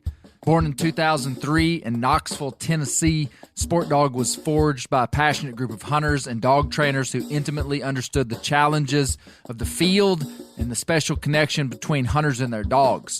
The people at Sport Dog know that having a well-trained hunting dog is more than just having a reliable partner. It's a commitment to their safety and unlocking their full potential. The Sport Dog promise to customers is simple: gear the way you design it. Every product Sport Dog builds is meticulously designed and rigorously tested in the field, ensuring it withstands the toughest conditions you and your dog may encounter. Trust Sport Dog, where innovation meets passion, to elevate your hunting experience and strengthen the bond with your local companion. Using tracking equipment on my squirrel and coon dogs is extremely important to me to track my squirrel dogs and my one old coon dog that's not very good. Get 20% off your first purchase using the code BEARGREASE. Go to www.sportdog.com/beargrease to learn more. Randy. I know you wanted Scott to tell a story for it, and he didn't get you one in, but I'm dying for him to tell one of his buck stories if you have time for it. Which one? He knows which one it is. Oh, yeah. Let me tell you my favorite story, though, out of the last episode. Yeah. We've been going an hour and a half, so we're going to wind her down a little bit. But my next question was going to be you. What was your favorite one? So listening to all of them for different, all of us has our favorite for different reasons. But I like Mo Shepherd's story the best. And the reason I do, because I've never met Mo Shepherd, but I feel like I know the guy just through you and through the magazine and now through Bear Grease and all that. I feel like I've met the guy before and I never have. But I think it's interesting because Mo is an accomplished deer hunter. I mean, the guy's killed some big bucks. He's the real deal, in my opinion. Just listening to the guy talk, you can tell he's the real deal. And he could have picked any story to tell. But it's the one he didn't get that he told.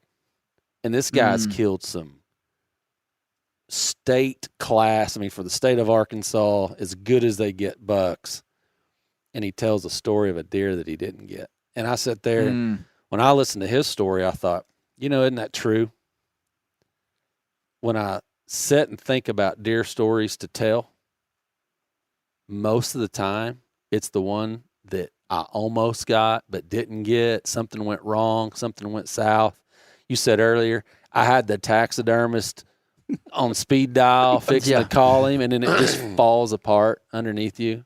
Yeah. And then I thought what was interesting about Mo, he'd seen that deer a couple of times prior to the encounter he had where he could have killed him. But from that point on, he never saw him again. It was like that was it. End of story. You get one chance, and you never hear or see the deer ever again. And isn't that true? That's so. I think about all the big bucks I never got. I never saw them but one time. That was it. It wasn't like I had more than one chance or anything. It was a one-time deal. Didn't make it happen, and now you live with that for the rest of your life. That's there's a pain in that, but that's the stories worth telling most of the time. Yeah. What not to do or what went wrong or whatever. Yeah. You learn a whole lot more from those hunts than you do the ones where you actually shoot something. Yeah. I feel like. Yeah. Hey, I've got a story. I don't want to put you on the spot, Andy, if you don't want to tell it. Would you tell us what happened to your finger? Well, it was October of 2000. No, that's not right. It was October of 1997, I think. A friend of mine, that's when I just got into bow hunting. Scott was bow hunting before I was. But anyway, he had found some deer sign over on Board Camp Creek. And I'm going to have to beep it out again. Yeah, you can't give your spots away. over on the creek, over east of town. There's 100 board camp creeks. But anyway, we had went over there one evening and got up my tree stand, and that's back. And I shot a high country sniper bow at the time, shot about 210, and had them aluminum arrows that you had to have somebody carrying for you if you had more than 3 or 4, them old big arrows. But anyway, I was sitting there in the stand, and back in those days, I was fighting. Me and God was fighting. And this is kind of a neat story, but it's a good story. I said, Lord, if you just let me shoot a deer today, I promise you I'll be in church in the morning. Okay. And so, sun's going down. I hear a little. It's like a risky deal. I hear a little snip snap, and I look, and here comes this yearling coming to my stand. And it comes in behind me, and of course, I still do a lot of things wrong in a tree stand, but he saw me, and it run out the top of the ridge and went over there broadside. And I said, you know what? I'm not going to let you get away from me without me slinging air at you.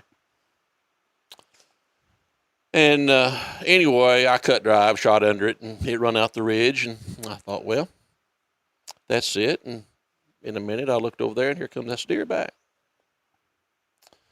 And so the deer comes back to my arrow, sniffs the arrow, and comes right into the tree stand, and I shoot the deer.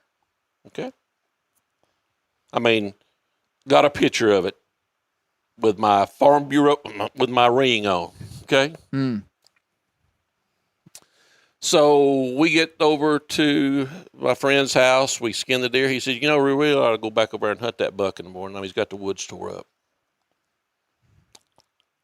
And so I did. I went with him.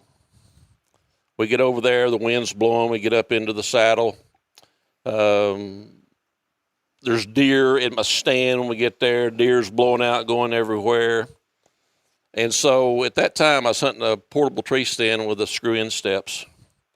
And anyway, I had a fanny pack at the time. And so I crawled up in the tree, and I'm sitting there in the tree thinking, I really don't need to be here. I need to be at church. You had a deal. Had a deal.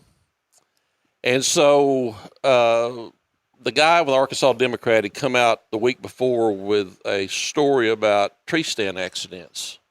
And I was sitting there smoking all that over. And at the time, I wore a belt. The boys have since got me a harness to put over, but I just wore a belt around me. But anyway, I was sitting there, and about 9 o'clock, I thought, I'm going to get down and just go look and see if I can find some more sign. So I dropped my bow out of my stand, put all my stuff in my fanny pack, and I've got it around in front of me. So I start down the stand, and when I get down to the bottom step, I'd set the stand kind of on the upside of the saddle, and I'd set my first step pretty high. So when I got down to the last step, when I put my left foot down to get the ground, I couldn't reach it. I was tiptoeing. Well, I still had my hand up on the third step, so I thought, well, I'll just hop off. So how high are you off the ground? Foot, maybe. Just foot off the ground. A foot off the ground. And you got your left hand I've got my right hand on a screw-in step. On a screw-in step, and my this one here. And I just stepped off this one on my left foot trying to get to the ground. Okay. And so when I hopped off, it just like you'd hit me with a ball peen hammer in the funny bone. And I knew I had really messed up. Something had happened. I just grabbed my hand, and I run about 30 yards up the ridge. And I thought I had broke my finger. When I open up my hand, my bone is still attached with a nail, and all my finger is balled up in the palm of my hand, all the meat. And my ring is caught my ring. My ring is hanging from a tendon. And so I shut my hand back like that right quick, and I thought, that can't be right. And I opened, and of course, I don't know, bone white is white. But it was so dramatic it didn't even bleed. It wasn't even hardly bleeding. It just looked like you could have took my finger and just put it right back over the bone. So anyway, I went back to the tree and got my bow down and took a shirt off and wrapped my hand up and hollered at Wayne. And he come down there and he said, "What'd you do, kill another deer?" And I said, "No, I've hurt myself." And anyway, I showed it to him. And, of course, I had my face paint on, you know, and brought me into the ER room. And A.J. Cole, my preacher at that time, met me at the ER. Tina had called him, and he come in. Of course, he had no sympathy for me whatsoever, and he shouldn't have. He said, "Look here, son, where you should have been this morning, you know?" He called you out. Yeah, called me out. But anyway, they sent the doctor in, and he told me, he said, you know, there might be a chance they could put it back, but you'd always have a stiff finger. And I said, no, you just take that dude off. And so they did, and so that's the reason I walk around with 3 fingers. And I said all this to say this. If you tell God you're going to do something, you better keep your word. Lesson learned. Because as soon as it happened, I had no idea. I mean, there was no question in my mind. What did he let just happen to me? So that's the story. Andy Brown, spitting tobacco and leaving your finger in the woods. Leaving my finger. No, I took my finger with me because I thought they could just slide that dude right back on there. You know. Well, I was up there too. I came in. Did you see it, Steve? Yeah, I came in the emergency room there. They had him back there, and I went in, and it's just like you skin a coon's tail. Yeah, It's like a coon's- It was it's just like like coon's Yeah, tail. yeah. And I went over and looked at it, and he thought they was going to be able to put it back on, sew it on. And that doctor was there. And So you the know, bone was fine. The bone was Oh, the fine. bone was Yeah, the intact bone and was still fine. had the fingernail attached to it. Yeah, the bone It's just was. all the meat It was just gone. skinned all the meat right off and was in his hand. And he said, nope. And so I stood there with him when he took that off. Andy, of course, you know, and I stood there. And he's got like a big old pair of dog toenail clippers. Chip that dude right off. off. Wow. Yeah. Well, that Sewed it up. you know, the silicone rings are a big deal these days. And Andy, I think about you all the time because I usually wear a wedding ring. I actually don't have it on tonight because I took it off last night and set it by my computer and just forgot to put it on this morning. But I'm going to get a silicone ring. Well, to lose a finger, that's a good one to lose. But, you know, there's a purpose for that, dude. I say this jokingly, but there's a lot of truth to this. You don't take change in that hand. If you do, it all falls so through. Andy, it's his ring finger on the right hand. side, yeah. And there's not a morning that goes by in the world that I don't drop the soap out that hand right there. I have to pick that up a time or two every morning. So there is a purpose for that Well, finger. and he'll tell you, too, that for years he'd say, my finger's itching. Oh, It's yeah. not there, Still but does. Is that true? Still But does. it Oh, yeah. itches. Still He does. feels- kinda have I a can still do this, phantom- and it's just like you've got a stiff It's finger. just like you got a finger. Wow. Yeah. That's wild. Well, that's really interesting. And what a story, man. Yeah. Yeah, I think there's a scripture that says better to not make a vow to God than to make one and not keep it. Yeah, that's exactly right. Yeah. Well, that's good, man. I wasn't looking for a spiritual lesson, but we got one. That'll work for me. Well, hey, we've been going for a while now. Thank you guys so much for coming and being part of this. We didn't even get to talk to Cauy. Hey, give that headset to Cauy for just a second. Sorry, Cauy. I always have big plans. So this is Cauy House. Steve's grandson. I went to school with Cauй's dad and Cauй's mom. Cauy, you killed that big hog the other day. You don't have to tell me this whole story again, but yeah, that was this morning. I did. It was this morning. Now, what are you doing these days? Well, I was going to college. Got hurt. It's a long deal. Had 5 You were playing concussions, football. neck injury over at Washita Baptist, and so now I'm back here and I'm running my own forestry mulching, land clearing, all that kind Okay. of stuff, doing all that, and so enjoying that. And then Friday nights I do the radio here, so for the Oh, really? football team. You and then announced for the football team? I do. Okay, So I enjoy that. cool. Yep. Now, And how then old are you, Cauy? I'm 19. 19. 19 years old. You're big hunter, killed a bunch of turkeys. Oh, yes. Yes. And you were telling my dad about a big buck you let slip through your fingers this year. I did. And I will tell, if you don't mind, I'll tell a little quick story. Sure. So in that same spot last year, first buck I killed with a bow. First buck. It would be a year ago this coming weekend. Come in from college. All the guys were down there at camp, Howard County. I didn't have time to run down there. I called Papa. I said, where do you think I should go in the morning? I said, I don't even know where to go. He said, go up there and get in that gap. I'm not going to name where. Some of the guys in here know exactly where it's at. So he said, go up there and get in that gap. You've been up there before. You know there's deer sign. So I climbed. I got up there, and, you know, there's an old stand in the tree up there. Climb in it, get set in.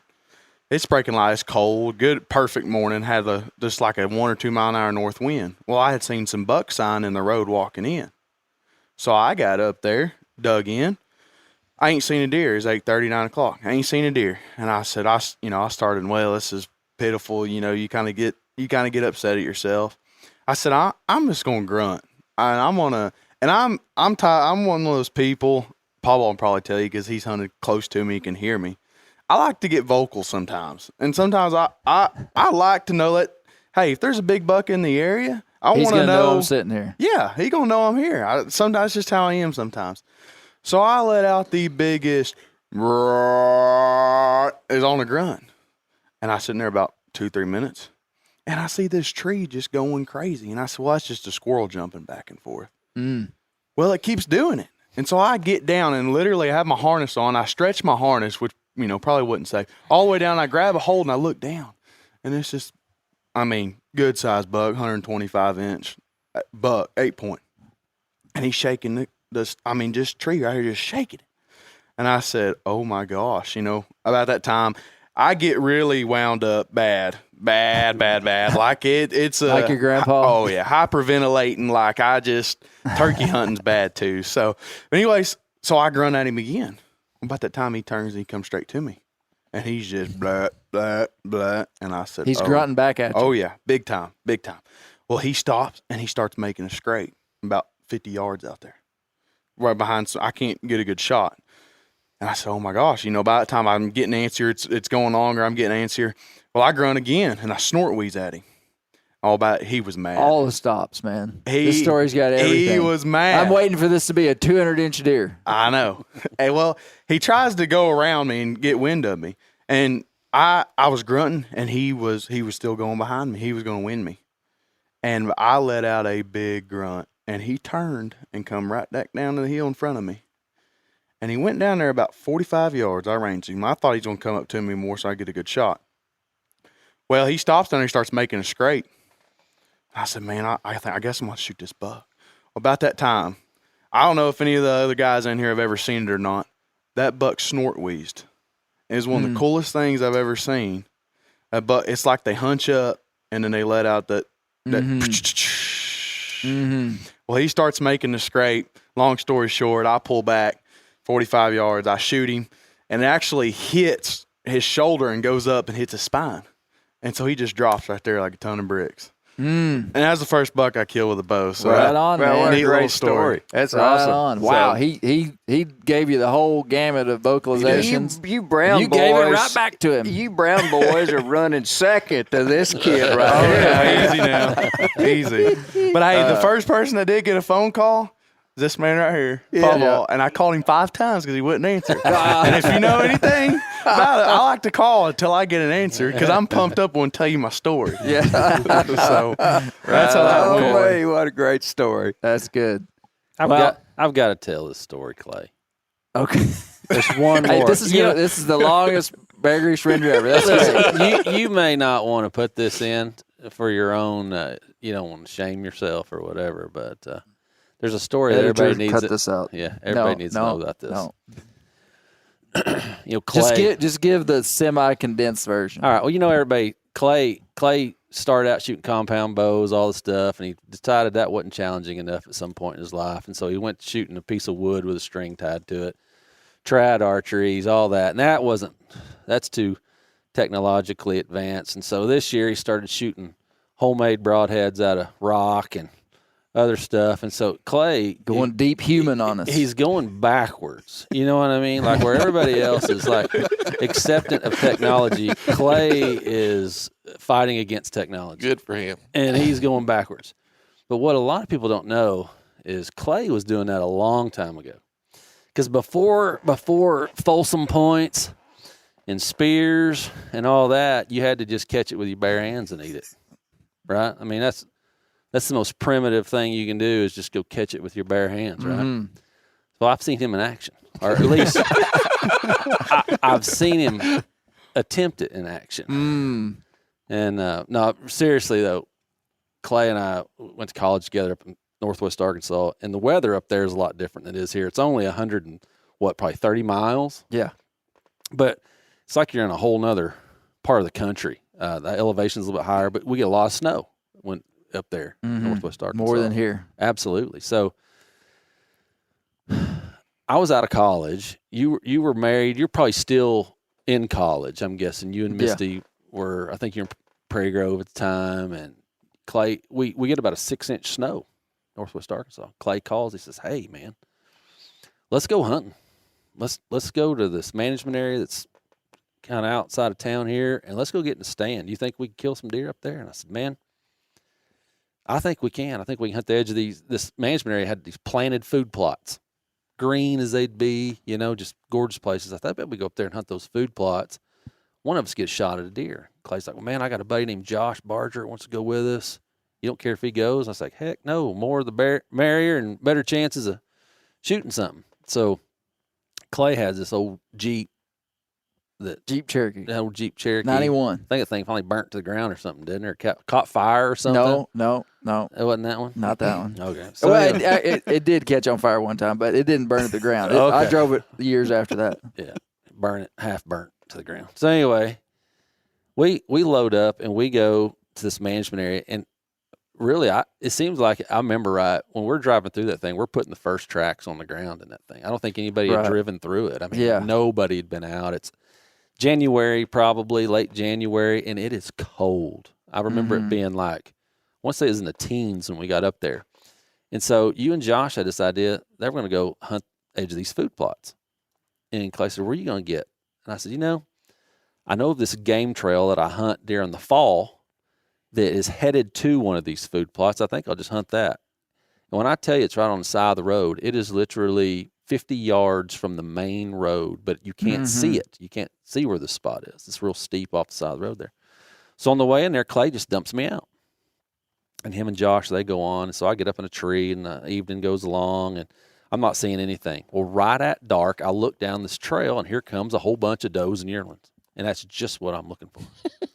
I mean, I'm just looking for some meat, So here comes, I pick out this lead doe. She comes down the trail, just like I imagined it was going to happen. I come to full draw. Doe walks out there, maybe 20 yards, probably not even 20 yards. I shoot, and when I shoot, I don't know what happens. I couldn't tell you what happens. I know I had every bit of clothes I owned on. I know I was just overdressed because it's cold. I don't know if my string hit my sleeve or what, but I shot this deer about 4 or 5 inches further back than what I wanted. I liver shot her, or I thought I did. That's what the arrow looked like to me when I shot her.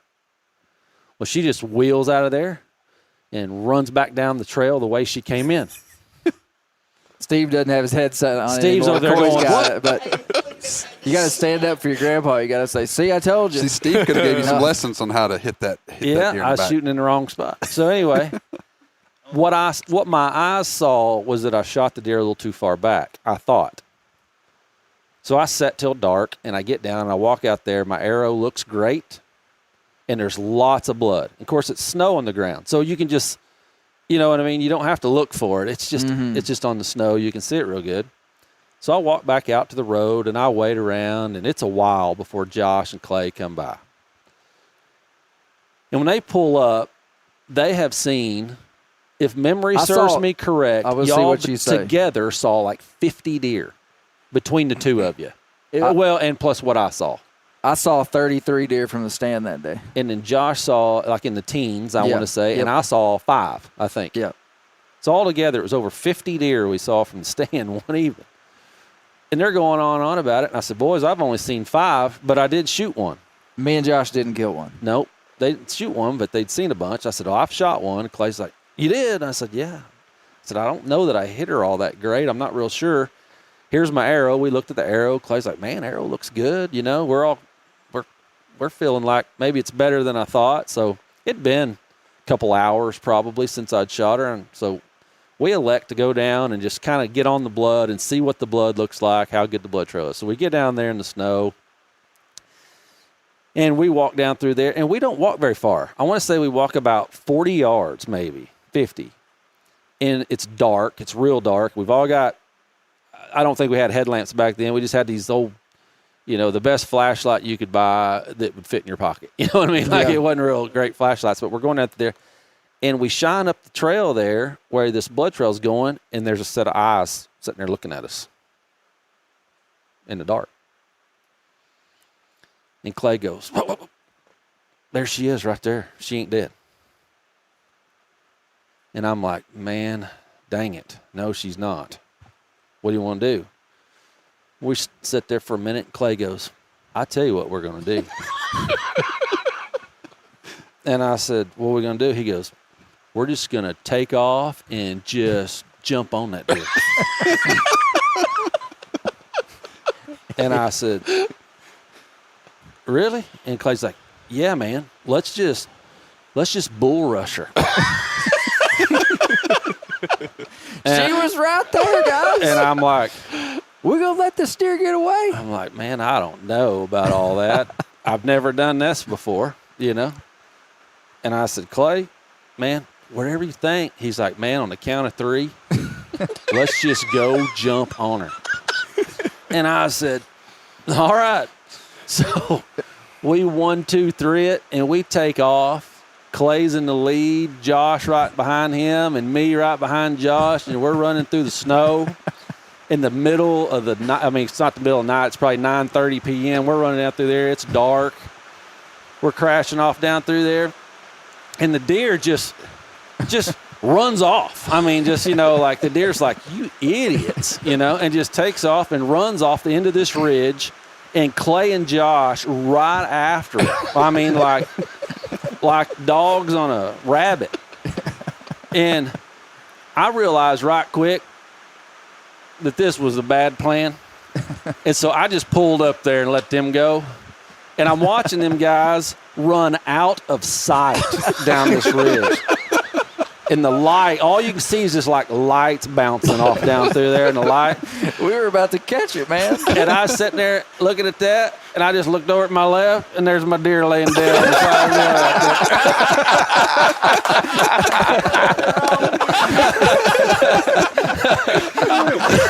road. So anyway, I yelled at them. Of course, they're in the heated race, man. They don't even hear me. So they realize they ain't got enough stamina to run this deer down. And they're out of sight. He got away, Scott. He got away, man. Sorry, dude. They're down the butt of this ridge. I said, Clay. And he's like, yeah. You can hear it all down there. And I said, man, the deer's right here. So anyway, they turned around. Sure enough, and she didn't go. Yeah, it was a great shot. Yeah, the shot was better than what I thought it was. And anyway, she didn't go anywhere. I mean, she was dead within 30 seconds of me shooting her, I'm sure. Hey, you're going to have to cut a lot of this out. But talk about Clay catching animals. He caught that turkey that time. He's chasing a live deer, not even shot. Well, we're riding four-wheelers, and I got this high-performance deal, and Clay's driving it about as fast as it'll go.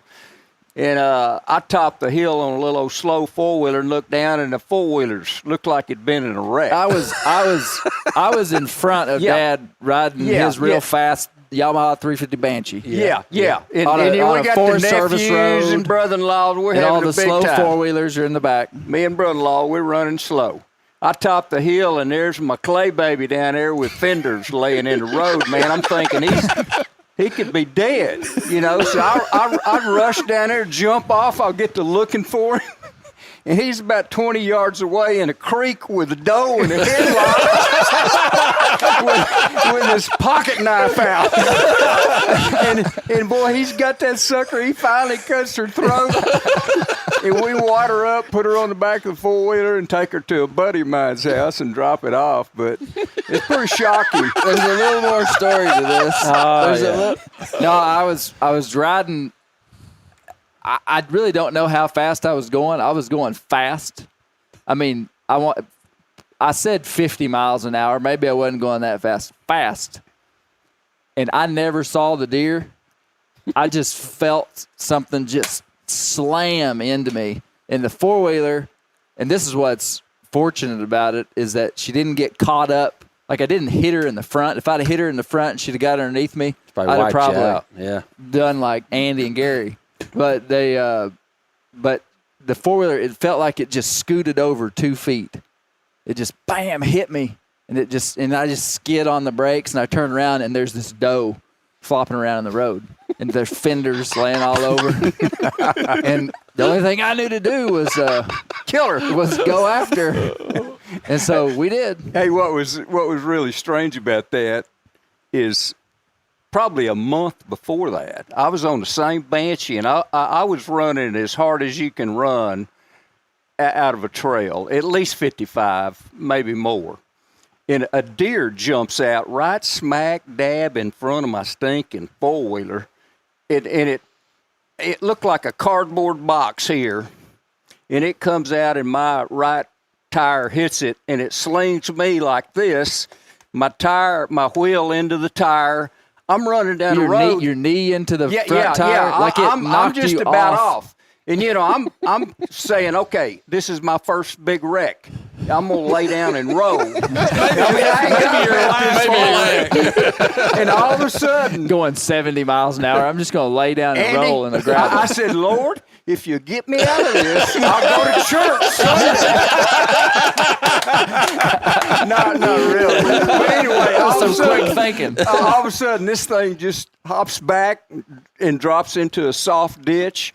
Slows down, everything's cool. The guy I'm riding with finally catches up, and we came home. 2 weeks later, a month later, is wild that you didn't just cost you a pair of pants, a pair of underwear. Yeah, it burned a hole in my jeans. I wasn't talking about that. Yeah. Anyway, that happened all right together. Yeah, all these years of riding, we get 2 deer there in probably a month. Well, we've had lots of surprise endings on this one. These were good additions. Thank you guys so much. Really appreciate it. Enjoyed it. Yeah. Yes, absolutely. And all the stories that you guys and other people told were really, really great. And I meant what I said. I think these stories, we take it for granted because it's what we do all the time. I mean, that's what these stories are really deeply meaningful to us as humans. That's what I was trying to say in these things. Even deer stories, even funny stories, they're significant. And so appreciate it, guys. Glad to be here. Thanks for having us. Yeah, man. Keep the wild places wild. Very good. Keep the wild places wild. There you go, Cauy. That's it.